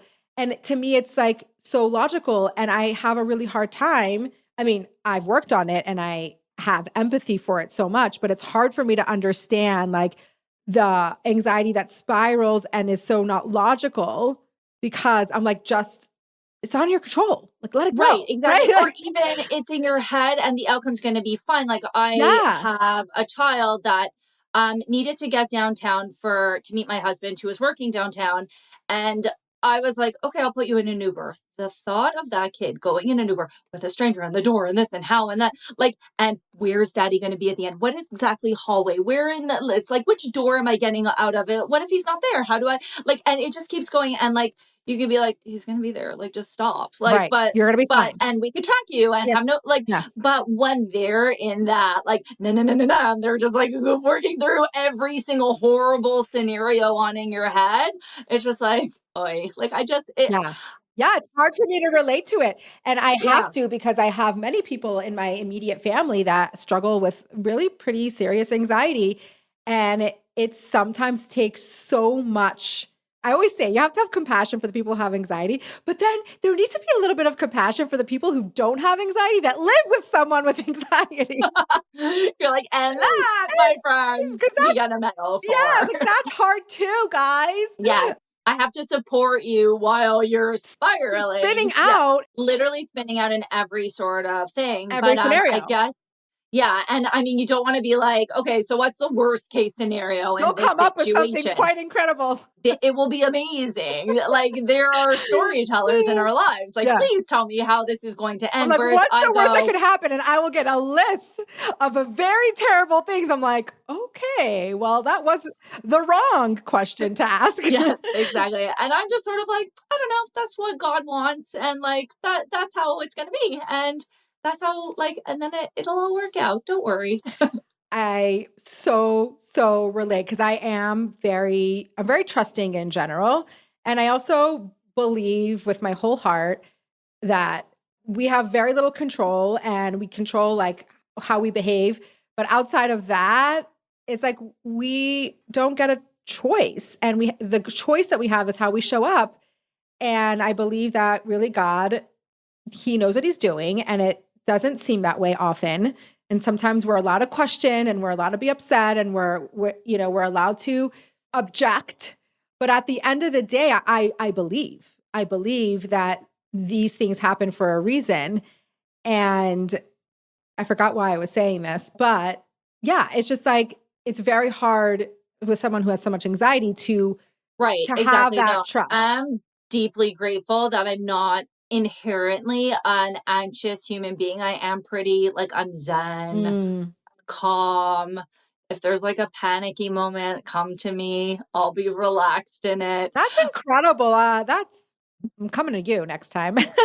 You should. Come on over. I'll take care of it. But Yeah, so I was like, but it is true to just like not like appreciate, but just like support every person and like just have a little bit of compassion for the other yeah, person because they're navigating life at a different frequency than you. And thank 100%. God we're all different people. Can So you like I imagine always if we say, were all the same? horrible. If there was another one of me, like another one of me would be like a little bit cool because like she could like help out in my life, but like three, awful. Like Yeah, stop it. yeah. Yes. So it's interesting because my husband and I started to learn together Sha'ar Habitachon, which is I think it's translated as the gate of trust. And I've actually like, it was all the rage. I know it was like everyone was learning it during COVID, and I just didn't speak to me, didn't call to me. Also, like, I think I do have a lot of that naturally inside of me. So I didn't feel like I didn't feel I needed to, you know? But lately there's been a lot of things in my life that is pushing against not my trust, but it's my own, like, I don't know how to navigate this situation. Hashem puts a situation in front of you and then you have choices, right? And I don't know what I'm supposed to do here. Like, I don't know what the right path is. And my husband does struggle with anxiety and doesn't come so naturally to that perspective. So we're like, okay, we're going to learn this together. And so we try every night, but of course, generally every night we read a little section. It is the most fun thing to do, to learn Sha'ar Habitachon with someone that has anxiety. It is like, he reads these things and it's just like, when like, oh, they're talking to me, or, oh, that's what I do, or, oh, like, it is so fun. It has been, first of all, for me, I poo-pooed it, but that was naive and stupid of me, because no, but that's there's also only so much I can learn, right? Yeah, when everyone's doing something, we don't want to do that, but like we'll get there in our own time. I always say, if it's a fad, it's red flag. But okay, 5 years later, I'll do it, when nobody else, everyone else is done. And I am really appreciating it, because even the things that we know and we believe and we live by, like learning it with a text and hearing it again, like, you can never hear these things too much. And it's been really fun for us. And also, like, we can talk about it. We can hold each other accountable. Like, remember what we learned. Like, it's really fun, but it also is just so comical. You have to always, like we said before, you always have to bring the humor into life. And just, it's been so fun to learn with my husband, like, these things that I love that you do that with him. I yeah. think that's so inspiring. I know people tell me, like, my husband and I do have like a date night and like reserve time for each other, yes, which is really nice. But I love that. I love couples that invest in each other. yeah. We have nowhere to go in Montana, so our date night is Sha'ar Habitachon. Perfect. But yeah, it's like, we came to this place that was just like, first of all, it's a great bonding thing to do. And also, like, we need help. Like, we need to go back to our center, our source, our core. And we need to do it together, because I think oftentimes we do a lot of self-development and character work on our own, and which is a beautiful thing, because you are only in charge of yourself and you can't make other people change. But sometimes you're like on this growth path and your husband's on like a different kind of growth path. And then sometimes that's a problem, like, you can be like, wait, I'm over here. Like, and then you have to be on the same page with how you show up for your kids and certain challenges in life. But if you're not on a similar trajectory, I find that could be, it's another added layer of complication. That makes so much sense. And I think we don't talk about that often, because we don't like to talk about marriages in general and marriage counseling and our growth. But I think I've been thinking about that a lot, is that I've read so many books about, growing as a person and your character, and the only person that you can control is you. So focus on you, and you can't control your spouse, and you can't control this, and you can't control that. But then if you're on this growth path and you end up somewhere where your spouse is not, and you still have to work together, and you still have to align, and you still want to have a united front for your kids, and you have a great marriage, and you're not like looking, it's not like you're looking to separate, but then you're on such different places because you've been so focused on your own personal growth journey. And I was telling my husband, I'm like, we need to do this together. Like, there are certain things that you do on your own and you grow and you have to work on your own character, because we all have different character traits that we want to work on. But then there's this joint thing. Like, I don't want to do this on my own. I want to do this with you. Like, I want to be on the same page with you. I want to like be talking about this thing together, especially if it's a challenge that affects the both of us. Like, I don't want to go off and do it on my own. Like, I want to do it with you. And that's how we came up with this plan. I think it's so beautiful. I love that so much. It's so nice also, exactly what you said, or in that sense of like, if you're not doing anything for growth, then you're not growing. You're not doing anything. Right. And I think it is important to continually keep growing. For sure. And it And you is need your true. personal growth. Like we each have our own therapist, we have our own journey, we have our own things, challenges, and obstacles that we're working on. That is needs to happen. Yes, there's that together, but it's Yeah. nice that like you could grow together versus just like you're going in different places. But And then there are the things that like actually are equally a challenge for both of you. Like it's a family challenge or it's a raising kids challenge or it's a, whatever, a financial challenge or whatever. If there's a challenge that you're going through together, I feel like there's a lot of value in like, okay, like let's work on this together. So we're constantly like checking in and trying to be in sync because you're never gonna, I mean, I wouldn't say never, but we're different humans and we have different thoughts and opinions and we have different ways we approach things. And it's sometimes hard to get in sync, but this is a kind of a new thing for me. It was just like, how do we do this together? There has to it's be room for also that. just a great way to check in with each other also at like the end of the day. Like, hey, how are you doing? Do you want to jump off a bridge today? We cool? Like we're good. That's great. And instead of asking the like, how was your day? Like Mm-hmm. good, bad, whatever the day, but like it's just a layer of like conversation that you could actually have like a great subject matter that's not always about kids. So it's also that Yeah. you're not always discussing that social thing going on or like is so and so doing this or are they doing too much and are they being polite? Like who knows? Just it's nice to bond over something, a Yeah. different topic. Right. And like you said, like we have to make the effort. It's so easy to just get into our routine. And so you mentioned that you do date night. Is it like once a week? We try to do it once a week. I mean, I think my friends kind of know by now, but like our Saturday nights are also like just sacred. It's like the time he works very long hours. And so there are times where, at night I'm like conked out, like I'm just tired or whatever, Hmm. but we just know that Saturday nights is our night. Hmm. And obviously, yes, I could give up a Saturday night for a friend that's coming in town. Like we're Yeah. adaptable, Yeah. but at Yeah. the Yeah. end of the day, we look forward to it. We prioritize each other. I find it's just like really, that's where we see each other. And I mean, not that I don't see my husband throughout the week, but I just always have to say that like every marriage is different Hmm. because let's say while raising kids, I got to hear about my friend whose husband was like bathing the children and serving dinner. I'm like, my Hmm. husband came home at 1 in the morning. Right. Yes. Yes, exactly. He was working really late. So, like, just obviously, like, we know comparison is the thief of joy, but like every single person's marriage is different. Also, if he was around all day, I think I would be annoyed at his presence, but someone else might be like delighted that their husband's around. So, I think also just like every person has different needs. We're all different. And what works for someone may not work for others. So, we always joke, someone's like, what's like the secret to your marriage? How's that going? And we go, oh, we just don't talk to each other. And Yeah. like, We then we just both have laugh. yeah, exactly. We just don't see each We other don't see during each the other. So week it's and perfect. you'll never fight.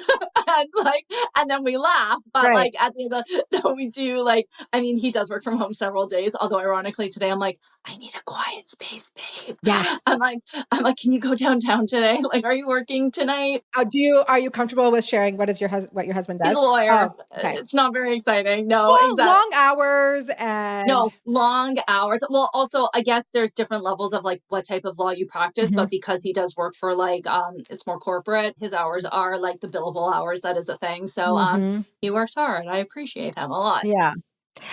I think that's such a profound thing that you said, and it needs to be focused on, is because yes, comparison is a thief of joy, but we're also human and we naturally are going to end up somehow falling into some kind of comparison loop. And I think it's so important what you said. Like, yeah, oh, you can look at your friend and their husband's home bathing the kids and making dinner. And you're like, oh, like, I wish I had that. But then your husband is doing something else or providing for the family in a different way. And I think it's so important to like, when you get into that comparison game, it's like, well, do you want all of like the whole thing that they have? Or Right. are you like cherry picking like this, oh, I want that one thing, but it doesn't work like that. Right.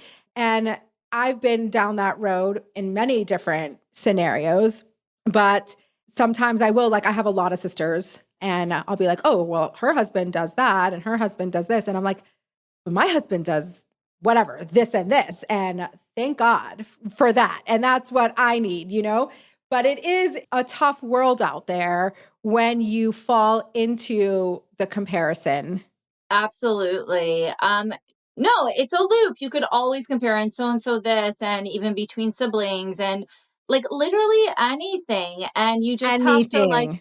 literally anything. But I also like to think about the fact of like, again, just like really internalizing and being like, why do I feel like that? Like, Mhm. what is it about their life that is upsetting me, Looks and why am I attractive. feeling down? Exactly. And is it because they're flying private? How do I get to, like, maybe then be a little more proactive? Like, well, if you want a life that you are flying private, maybe you could do, like, I don't know, like Right. that's so Right. not even on my radar of something, but like Yeah. again, like try and pinpoint what it is. And also, by the way, if it's making you feel icky, and obviously, okay, not a family member because we can't like mute them or whatever.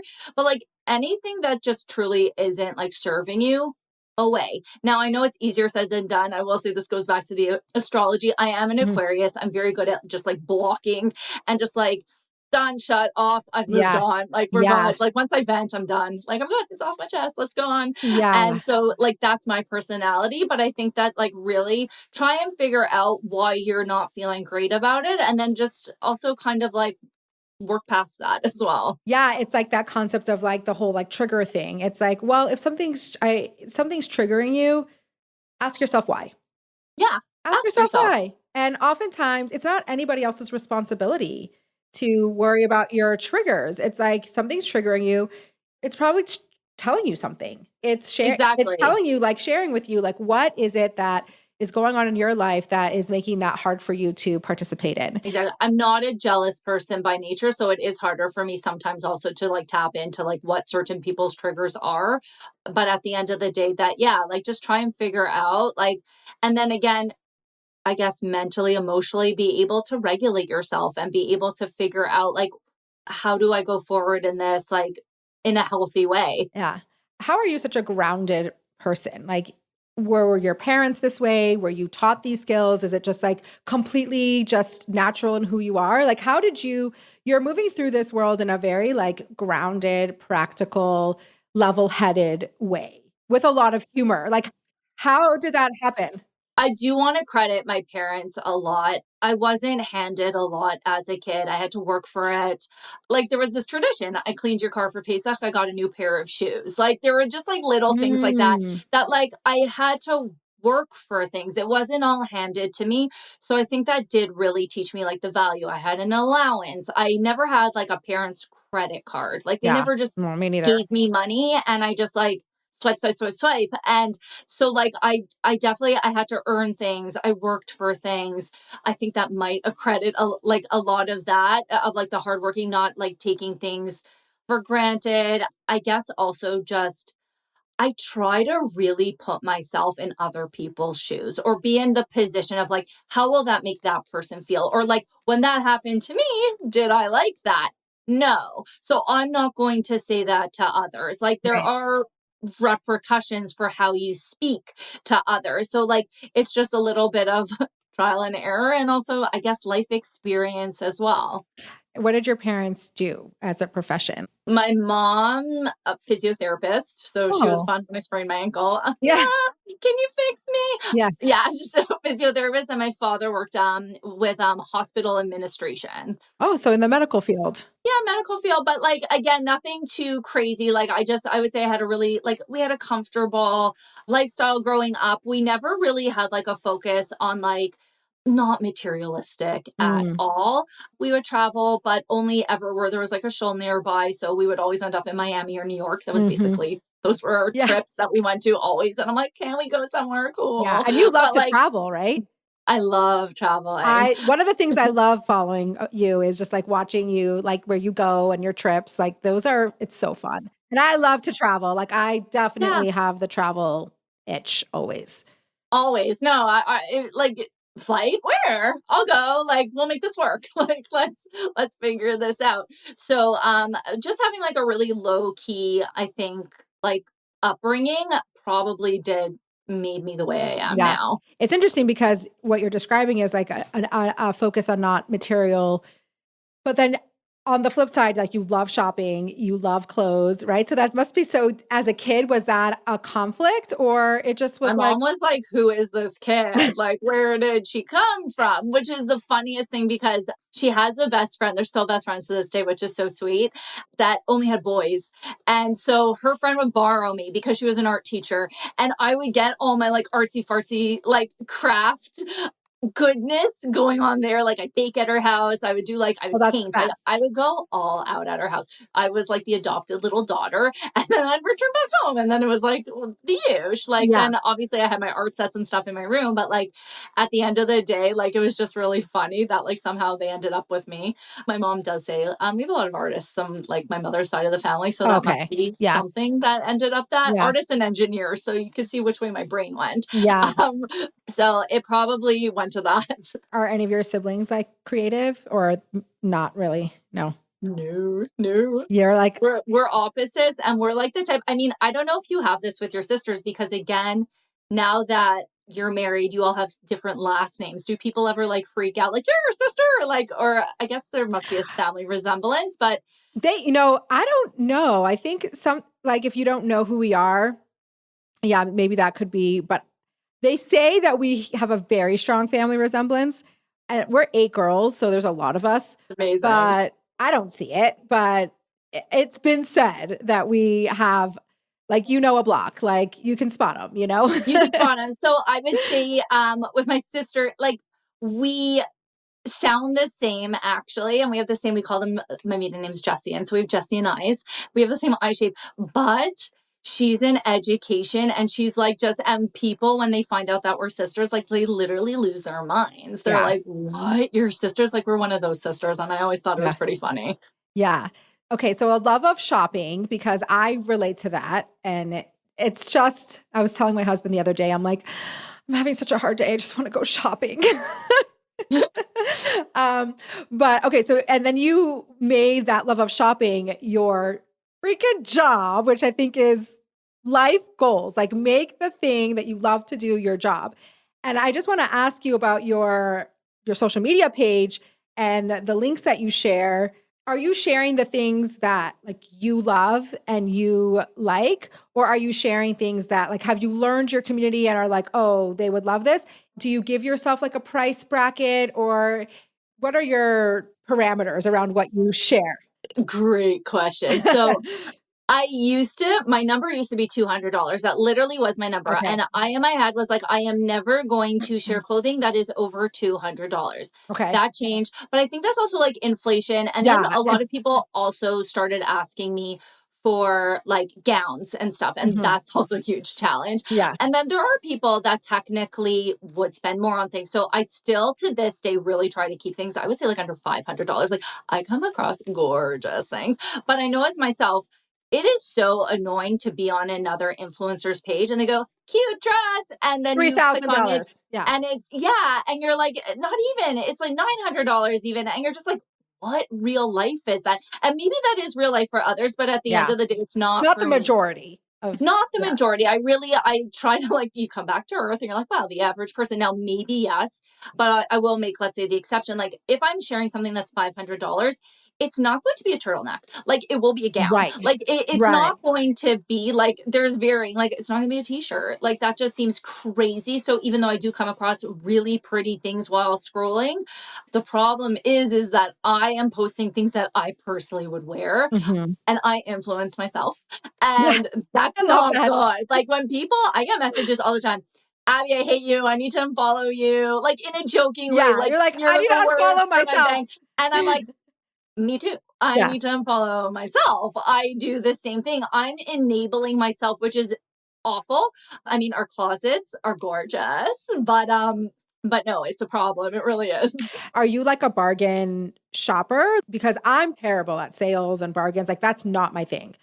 So I always like am fascinated by people who like are good at that and like do the searching. And I've zero, I love to shop in person. I have zero patience for like sifting through, like I'm not an H&M Zara person. Like, though I go on those websites and I'm like, I faint, like I can't handle it. So guess I'm not going to say a bargain shopper, but if I do see a dress, then I have to like check every single website to the bottom of the internet to make sure that it The like best I'm getting the price. best price on it. Yes, because Oh I my don't God. want I to could pay more. never. So that I do. I definitely do, because any money saved could go to the next dress that I'm also eyeing, or the shoes or whatever. So I want to make sure that I get the best, but at the same time, I also don't want it to sell out. So I will buy something like full price if I'm like, oh, obsessed with it. Right. And If then I you could, really, really want it, then you're yeah. not And waiting. I could live with myself, because I'm like, no, I loved it. I know I have it. I know it's annoying that it's 25% off now, but like, whatever. I wore it. I love it. I'm fine with that.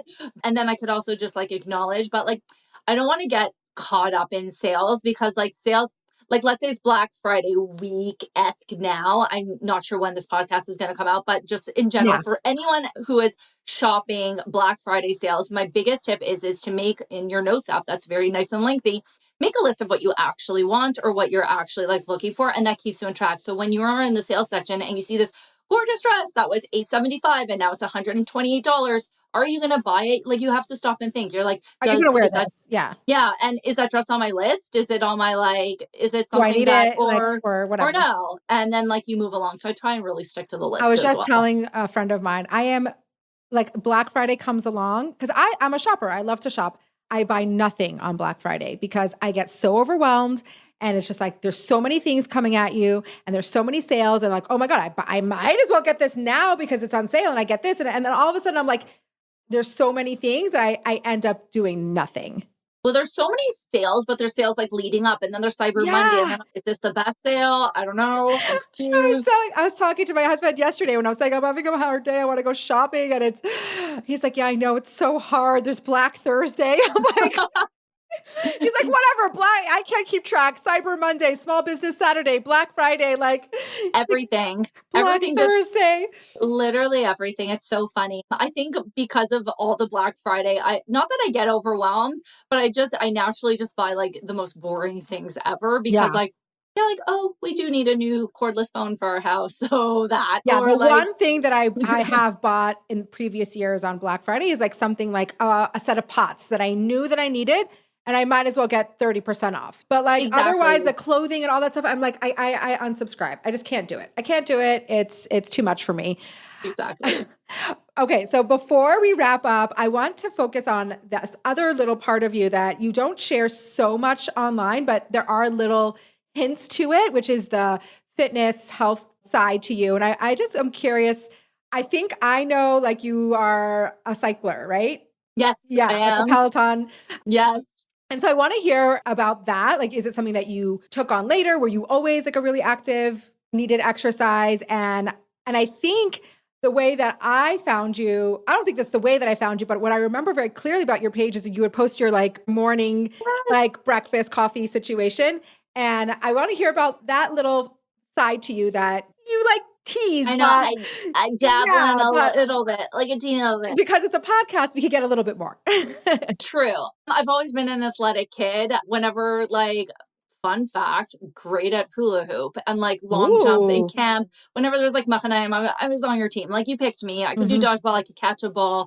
I also joked, I was like, my dad didn't have any sons. So he was like super into sports. So I was the one that was like playing football and basketball. I love that. That's so Yeah, cool. so I don't know. I was that kid like climbing fences. I would sprain my ankle all the time, which is not great. And I was always active. I ran. I love running. I'm trying to get back into it. I have had an injury that I know every runner has like injuries, I and know, but it's I'm like, literally, I wish I could run. I haven't been able to like it's do so that. disheartening though, because it's one of the things that when you stop, you lose everything. So it's so humbling. You're like, wait, how did I run a half marathon and now I can't run like 3 blocks? Yeah. It's wild what your body, I mean, it's also very cool what your body is capable of with the training to bring it up. Mhm. So like, I've run Goes half both marathons. ways. I've done, yes, exactly. So I did the running thing, and then unfortunately I didn't know how to be chill in my running, and then I ended up tearing my meniscus, and then like every doctor yelled at me. But I am working slowly to the running, but then Mm. just listening to my body as well.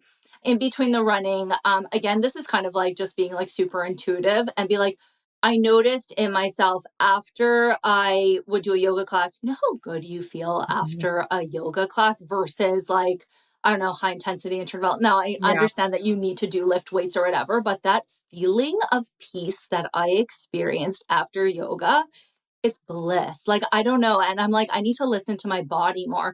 So I did go a little bit that way for a bit. Okay. I love that.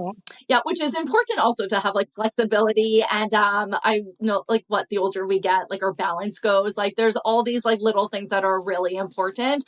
I've been to gyms. Now I work out at home. I just find that the commute to the gym, I just could go down to my basement and be working. So just Yeah. time efficiency. Yeah. And then I guess I just found that like my mood, it was always just so much better after working out. That was probably how I dealt the most with like when I found out about my father.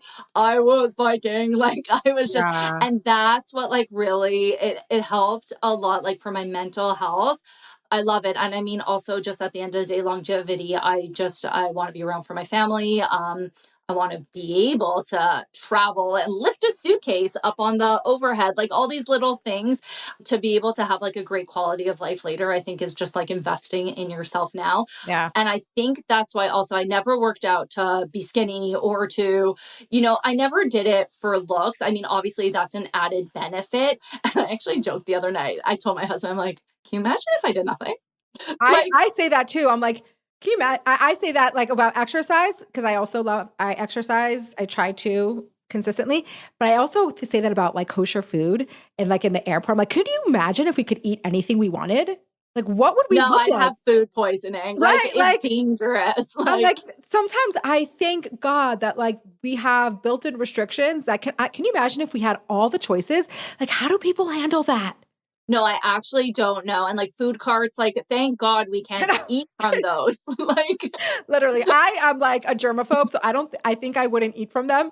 But food like, trucks, like, no, oh not my like God. none of this. Like, it's actually so nice that we could just open up like our little cheese string or Salad. like something. Yeah. Yeah. Our little, like, Sandwich. it's good. Yeah. So I would just say that like the fitness part just is what literally keeps me sane in life. I also, and it's funny because this did happen to me the other day, it also became the time that it was my time. No one Mhm. else was with me. Mhm. I know other people have like expressed interest, like, oh, can I join you for a run? Or, you should do a running club or running class or something. The other day, my daughter wanted to join me.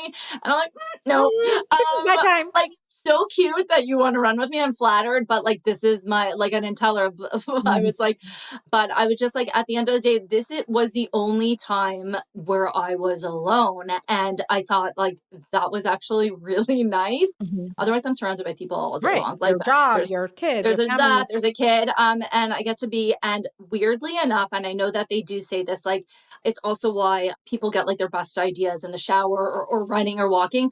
When your brain is at such a like relaxed level, the ideas just flow in. Yeah. So I would also get great ideas while I was exercising as well. So I felt like it was just a win all around. Yeah. Yeah. To me, I have a very similar I'm not so naturally athletic. I don't have the same like background, but I've always known from a young age like I needed to move my body. And so I always found ways to do that, less like athletically and more like gym oriented. Yeah, and I find that it is so important for me for like my mental health and also like for moving physical emotions through your body in a physical way. I find that when I don't do that, things get stuck and then I get unwell physically. And so it's interesting to discover why you do the things that you do and lean into them and figure out what works. So I always like spotted those little, that Yeah, about I you. was like, for me, I worked out so much in my workouts through my head. Like, it's great. And it was just such a great outlet. And obviously, there's the benefits of all those wonderful endorphins Yeah. and all that. Yeah. And it does so much. And also, when you're investing in yourself, and then I could show up as a better person. Like, I'm a better wife, I'm a better mother, I'm a better friend. Like, when I'm just in like a better place. So it's necessary. Yeah, I would agree. And this might be a funny question, but like, what's your relationship with like food? Did you struggle? So many people struggle with like food and body image and all that stuff. Has that ever been something that you struggled with or you were just, yeah, it's what it is? Well, I guess at the end of the day, I was a really skinny kid growing up and I ate garbage, like Mm, complete, like, ugh, gross, like just like frozen Mendelssohn pizzas. Like, whereas, and it was funny because my mother was like making these like gorgeous dinners with like different fish and like seaweeds and I was like, ew, like I want a tradition soup instead. mhm. And like, we won't even say what my mom called those soups, but like Yeah, literally poison. like literally MSG, like I don't, disgusting. And then I think once I had kids, I was like, oh, I actually can't eat whatever I want. But at the same time, just feeling good about myself. Because you do meal prep, right? I love it. Yeah. I Okay. think because at the end of the day, if I'm not prepping meals, like I do have a pretty busy day, I'll reach for a cookie because that's ready or something. Like I'm not going to make a good choice. I know myself. I'm not. Mm, Like I'm going to do just something stupid or even be like, well, that's warming up. Let me quickly take a cookie stick that's on the counter. So I'll try to just like prepare as and have readily accessible like salads and like hard boiled eggs, just something. yeah, So yeah. I'll be able 'Cause to, yeah, I have not been able to get on the meal prep train, like, I've tried, but it's hard for me, so I always admire when I see people doing it, I'm like, "Wow, I wanna be you," like, "Teach me your ways." no, sometimes it's like really boring, but I think I am the type of person that I could basically eat the same thing or a Yeah, a variation of the same variation. thing and not get But sick of it. listen, I think most people do that. People think that they're eating variety, like, most people are eating very similar foods, like, for lunch every day and dinners, like, maybe you could try to be more creative, but, like, who are we fooling? Like, we're cooking dinners, we have chicken, we have ground beef, we Exactly. have fish, like, we're eating the same It's just thing. variations. Yeah. Exactly. What was the inspiration behind your, like, morning breakfast?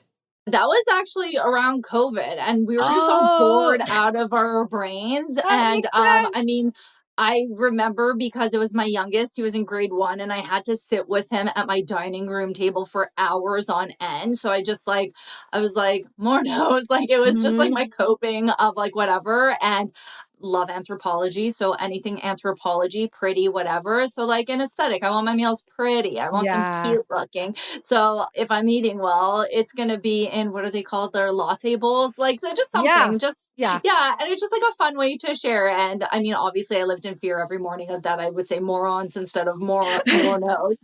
And I'm That sure was I great. did make that mistake once or twice, but sorry Yeah. everyone. But it was just like a fun little way to connect and it was really sweet. I would say that nowadays I think my breakfast, I mean, I should go back to it, but I am like, You should, it was I'm fun. running. Yes, I know. I should bring it back. It's great.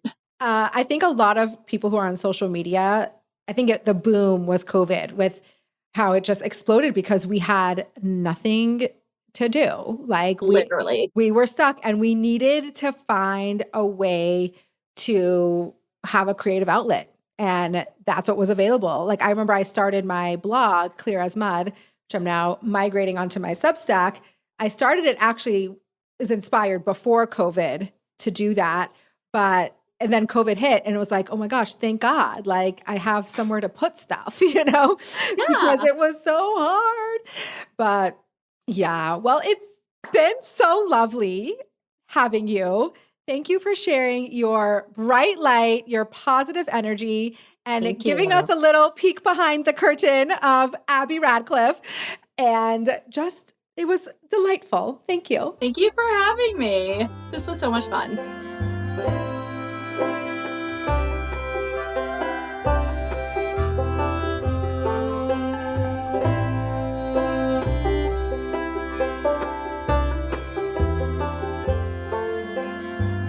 Okay. I really hope that you enjoyed that just like fun, light episode.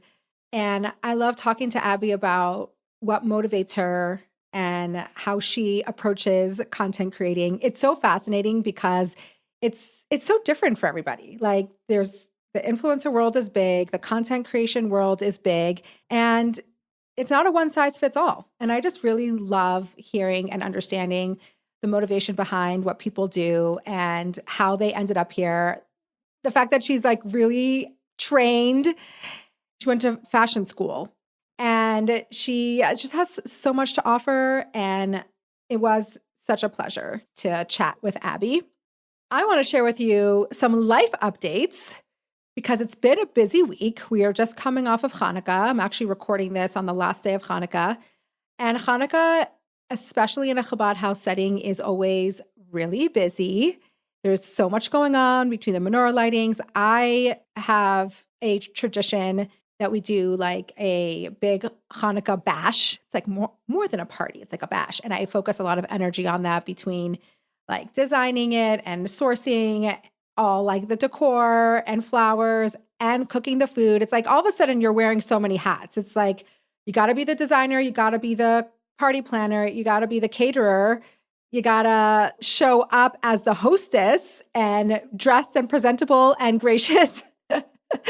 And it is a big deal, but every year I really throw my heart and soul into it, and it's a lot of fun. We do a really big public menorah lighting downtown, which was incredible this year. We had so much support from law enforcement, from the politicians who came, from the president of MMSU. It's just really nice to feel supported, especially in the times that we're in processing. Well, we don't really process. We just have to absorb and move through what happened in Australia. I don't think it's something that we're supposed to process necessarily. I think we just have to live with it and figure out how to live with such intense trauma and emotions and the reality of what we're living in today. And that it's intense. Hanukkah is intense. Hanukkah happens to be a holiday that I love so much. I just love the vibe, love the energy. And thank God, I think we got there, but it was a little rough in the beginning, that's for sure. I also really every year make a point of having a family Hanukkah night, just our family, because it's important that our kids feel our presence and we're not just running around providing the Hanukkah experience for everybody else, but also making sure that your family is feeling the energy, feeling the love, feeling the excitement. So we always do like a little family Hanukkah party, and I do give gifts, even though Hanukkah gifts is not our tradition. It happens to be that I like to give a gift to my children every Yontif. My mother did that a lot when we were growing up. And I really just love that tradition because it's something that the kids look forward to. And then in turn, they look forward to the holiday itself. If you live in a Chabad house, holidays can be really stressful and intense. And even though I work so hard to make sure it's not that way, I also want my kids to like look forward to it and be excited for like a new game for Yontif and just have positive, at least some positive expectations and feeling around the holiday. So Hanukkah is like any other holiday. I give gifts and maybe a couple extra because it's Hanukkah, and it brings me so much joy. I love giving gifts. It's definitely one of my top love languages, and I love to show my love through gifts, and it's really fun to do that with the kids. And it's so much fun, like when you know like you nailed it. It's hard because some people are easier to buy for than others. Like I have kids that I can buy anything for, and they love so many different things, whether it's art or games or whatever. And then I have some kids who just like don't have hobbies or don't love so many things. And if you can nail that, that feels really good. I think I did a really good job this year. Today, there's a lot going on. I just finished recording another episode, which you're going to love. And we are middle of our end of the year campaign. So that's a lot, which means my husband is not so available. And tomorrow morning at 6 a.m., I am leaving with the kids to a family reunion because it is our winter break. And I haven't packed. I have to pack for like 10 days, get my house organized, pack our family for 2 different locations because we're going to go somewhere after the family reunion. And it's 1 p.m. And I'm here with you, which I am really happy and would rather be nowhere else. But it's a lot. And sometimes I don't know. Sometimes I'm like, okay, how do I do this? This feeling of overwhelm comes over me. And I'm like, there's so much that has to happen. And remember, when we go on trips, Zisi's food has to also be prepared and ready and coordinated. Thank God she's at the age where she's really helpful around that. But it's still like, buck stops here. You know, I got to make sure everything is ready and packed and we're not forgetting anything. So I do have, like, definitely this morning, I had this feeling of overwhelm. How am I doing this? Don't know, because I'm going to finish this and I'm going to go home and I'm going to have to start packing and the kids are going to be home and it's going to be a little chaotic and maybe I won't get sleep tonight. I don't know. But one of the one of the ways that I just get through it is one step at a time. This morning I come to my office, I'm recording, that's what I'm doing right now. And I block out everything else. And I'm going to finish recording and I'm going to go home and I'm going to get into packing mode and we're just going to do it. I first have to complain a lot and I have to get overwhelmed and I have to be like, I'm never going to be able to do this. And I'm so overwhelmed and it's impossible. And there's not enough hours in the day. Like I have to do the kvetchy thing and get it out of my system. And then you just do it. So that's where we're at. Definitely will take you along on our little family trips, which I always do, whether I write about it on Substack or I share some on Instagram. I always like to share our adventures with all of you.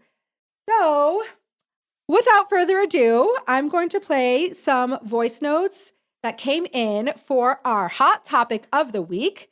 The hot topic of the week was, I actually want to quote it. I don't know if I have the exact words I used on Instagram, but that's okay. But basically it's like, what do you do if you and your spouse have different values, have evolved into having different values? When do you call it or when do you work on it? And without further ado, I'm going to play the voice notes and we're going to chat about it. So first voice note coming right up. My hot take is that what is not possible to work through is when people come to the marriage with unresolved baggage. You did not even marry who you thought you did, because very often these significant mental, emotional health issues that are unresolved do not allow a person to honestly be present in a marriage, and they don't truly know who they are. So you also don't truly know who they are.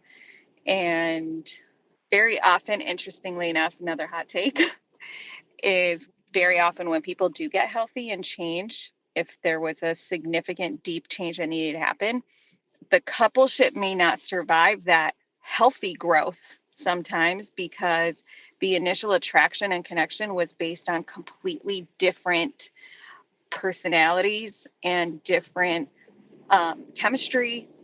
And sometimes one person may outgrow the other. Sometimes coupleships don't even survive healing from some of these issues. So I believe that deep healing for significant mental and emotional health issues need to happen prior to marriage. Last hot take is parents. Support and bring your kids to therapy and healing prior to sending them off into a marriage and destroying somebody else's life, hoping they will just resolve and get better once they are in a loving marriage. Okay, so I actually have a lot of thoughts on this hot take. I agree with a lot, and I also challenge some of what she said. I do think 100% we're going to grow and evolve as humans. Like, that's what we're supposed to do. And I do think that even if you are a healthy, evolved, grounded human, there are things that your spouse may expose in you that is like unresolved, that you didn't even really know. There's some things that happen that you are carrying that is so subconscious or you aren't even aware of that come out in a marriage or in your spouse, or you need the other person to kind of reflect and bring that out in you. I don't necessarily think that if you're coming to a marriage with unresolved issues that it's not going to work. If that person isn't willing to work on the unresolved issues, then I think, yeah, that's going to be really difficult. But I do think if you are married and you discover like this really deep, unresolved pain or trauma or difficulty, I don't think that means just because you hadn't worked on it before, it means that the marriage isn't going to survive. I think it's difficult. I think there has to be the willingness to stay the course and deal with the ups and downs that brings. But I don't know if it's practical to say like you have to come into a marriage with no unresolved issues. I do think that the more aware and the more healthy and the more in tune you are with yourself, of course, that sets you up for success. And I think there are times when people are going into marriages avoiding issues, and that is a problem. Like if you know about an issue that you're completely avoiding and you're hoping that a marriage is going to fix that, then 100% that's going to be really tough.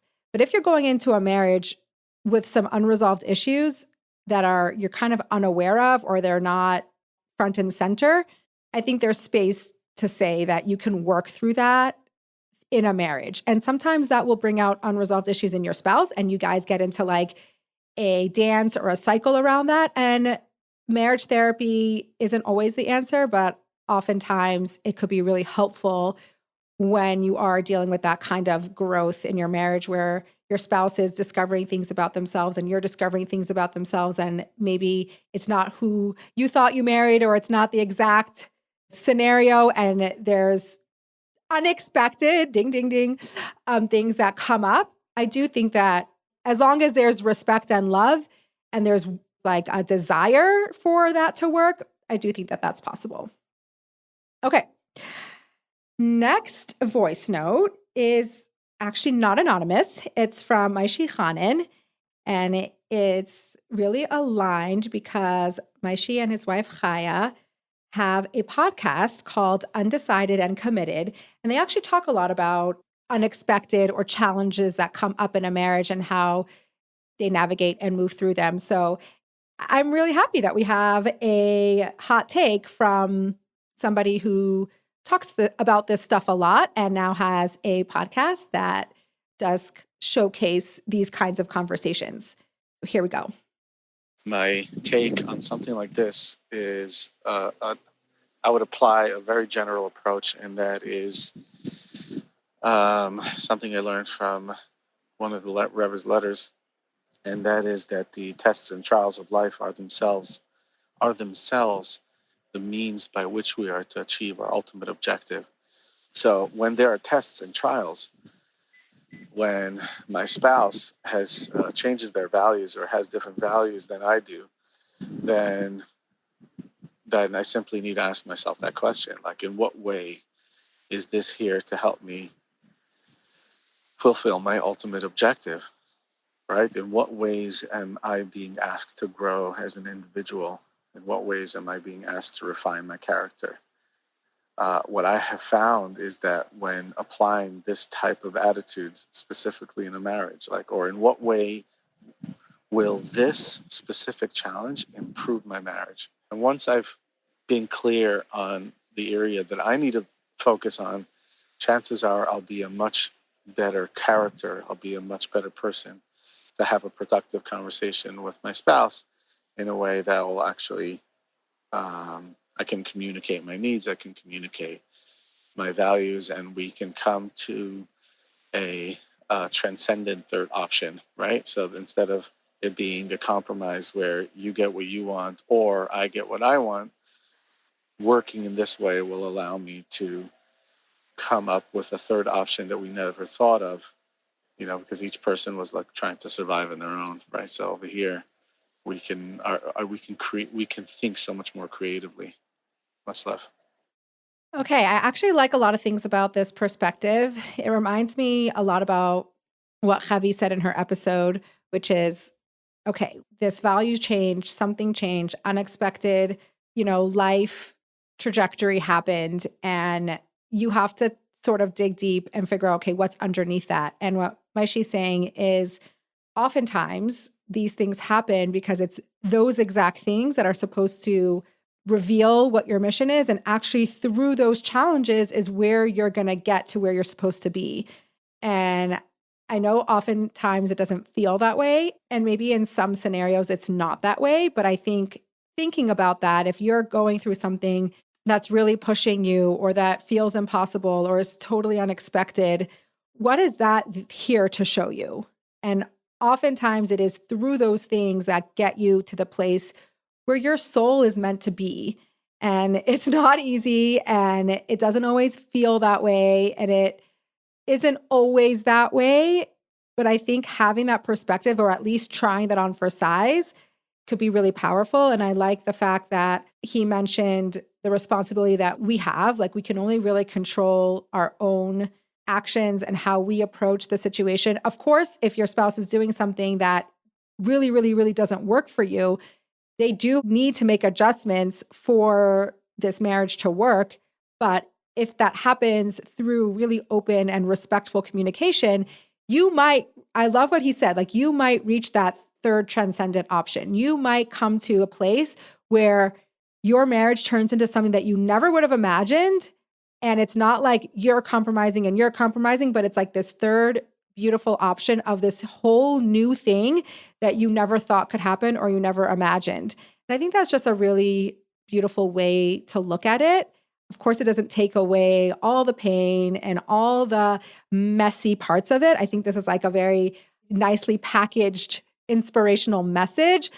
It doesn't feel that way when you're in the middle of it. I just want to be clear. Like, it feels messy. It's going to be messy. It's not going to feel so transcendent. But the goal is can you get there through the mess and through the pain and through the, yes, there's going to be some compromising happening somewhere. Maybe it's you're compromising your rigidity or your set path. Can you get there with communication, with respect, with love, and get to this place where you actually are creating something unique and special?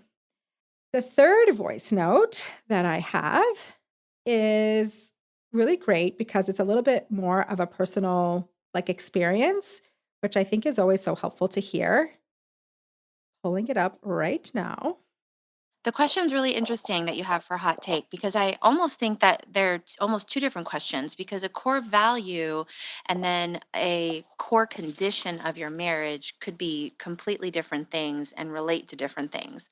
I think that if a core condition was like, don't cheat, and that was broken, um, I think that, that there's a lot of nuance there. I still think that there should be, you should try to work on your marriage. I think always the first thing to do is work on the marriage, and do that until you really can't anymore. That's when I think it's time to walk away, when two people just cannot really, first of all, maybe they don't feel love for each other anymore, which is really sad, or if they can't respect each other. Because I think that, in marriage, we're all so different. I mean, just speaking from my experience, there's certain things that I do spiritually, or don't, I should say, don't do spiritually, that he does. And, you know, he does not tell me what I can and cannot do ever, but in spiritual matters, no. Like, for example, like, I will eat a salad out or sushi out. He won't eat anything out. So, he doesn't care about that. I don't think that's something that is a make or break. I think there's certain things that are make or break. Really, like if someone just totally doesn't want to be religious anymore in a marriage, I think I see how that could be really difficult. I don't think that that would be a make or break situation necessarily. I think there's workarounds with that. But like when there's kids involved, and because our Judaism is just such a core part of our lives, if someone no longer wants to be involved in any of it and the other person, like, that's what they do, I think, of course, work on it, but that would be really difficult. I didn't listen to the podcast with Chavie, so I don't know what she spoke on, but just seeing that question, it really did make me think, because every marriage has issues. Every marriage could probably use a marriage counselor at some point, So some issues are bigger than others. But I think the main thing is if there's no respect and no love and zero compromising, then really that's the time to walk away, which is sad. But that's what would make me walk away if that ever happened. So I don't know. My take, I guess. Happy Hanukkah. Love you. Hope you all are doing well. Love seeing all the pictures and everything. Hanukkah looks amazing in Montana. Love it. Okay, so I think at the heart of it all is she's so right. It's like there's got to be love, there's got to be respect, there's got to be a willingness to make this work. And the other thing that I love what she said is that every marriage is going to have their thing. And some are bigger, some are not. Some are hard nosed. And most things, if you want it to work, probably can. But it will take a lot of effort, a lot of work. And I love what she said about most marriages need a marriage counselor at some point. I 100% agree with that. Like, you don't have to have a marriage that's falling apart to benefit from marriage therapy or marriage counseling. I think there is so much value to understanding the dynamic you have with your spouse, to understanding that we all have a pattern, we all have a dance that we do.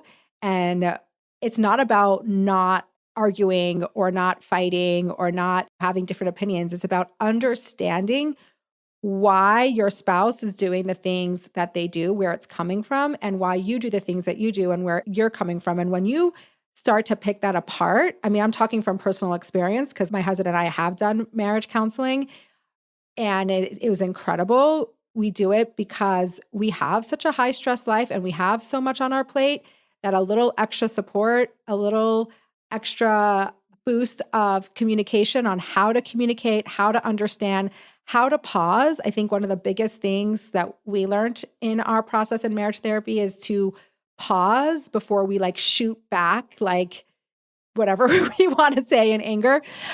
But I think there might be this stigma around marriage counseling that you only go to marriage counseling if your marriage is falling apart or struggling.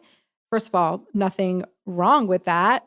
And also, yay for doing that if you are struggling. But also, you don't have to be at the stage where your marriage is falling apart to really benefit from support in that way. Now, there are really bad marriage counselors and there's really excellent ones. And that is a little bit of a struggle, is finding the ones that don't make things worse. I have heard of many situations where a marriage counselor makes things worse. That's not what we're looking for. We're looking for a real human that understands your dynamic and makes things better, not worse. So that was a little bit of a tangent, but I really appreciate that she said that. It's like marriages, they're going to struggle. There's going to be something that is unexpected. There's going to be something that throws you for a loop. There's going to be something that you learn about your spouse that you didn't know when you went into it. The idea that you're going to know everything about your spouse before you marry them is pretty preposterous. Like, that's not how it works. So I think we need to be prepared for that. And we need to have the tools to navigate conflict. And like we said, like there's bigger things, like a change of value is a much bigger thing than like what's a good example? What time you want to go to bed at night, or what you eat for dinner, or how you navigate financial situations, which could be really big. But you get what I'm saying. It's like, there are certain things that are really, really big, like existential crises. And I think in order for those things to work, the common thread between all three messages was there needs to be respect, there needs to be love, and there needs to be a desire to stay in. If there's no respect and you've lost the connection to your spouse and it's just nothing's there, then it's not going to work. But when there is that foundation of respect and love, and this like, okay, how do we handle this? I think a lot of things can be worked through, and you might even come out the other side stronger and even better. So those are our hot takes for this week. Thanks for being here. I look forward to hanging out with you next episode, and have a wonderful day. Okay, so this podcast does not happen by itself. The magic takes a whole group of amazing people, and I want to tell you who those people are. So obviously I'm your host, Chavie. Our producer and creative director is Eli Ben-Chion. He keeps me on my toes. He makes sure that I just keep growing and am on point and don't miss a beat. He's the best. Audio is edited and mixed by Reed Seeley. Also, unbelievable. He's so cool, calm, and collected. You kind of need that working with me. And the music, which is beautiful, is by Bachya and Sha'ar and Magid. And this is totally unexpected.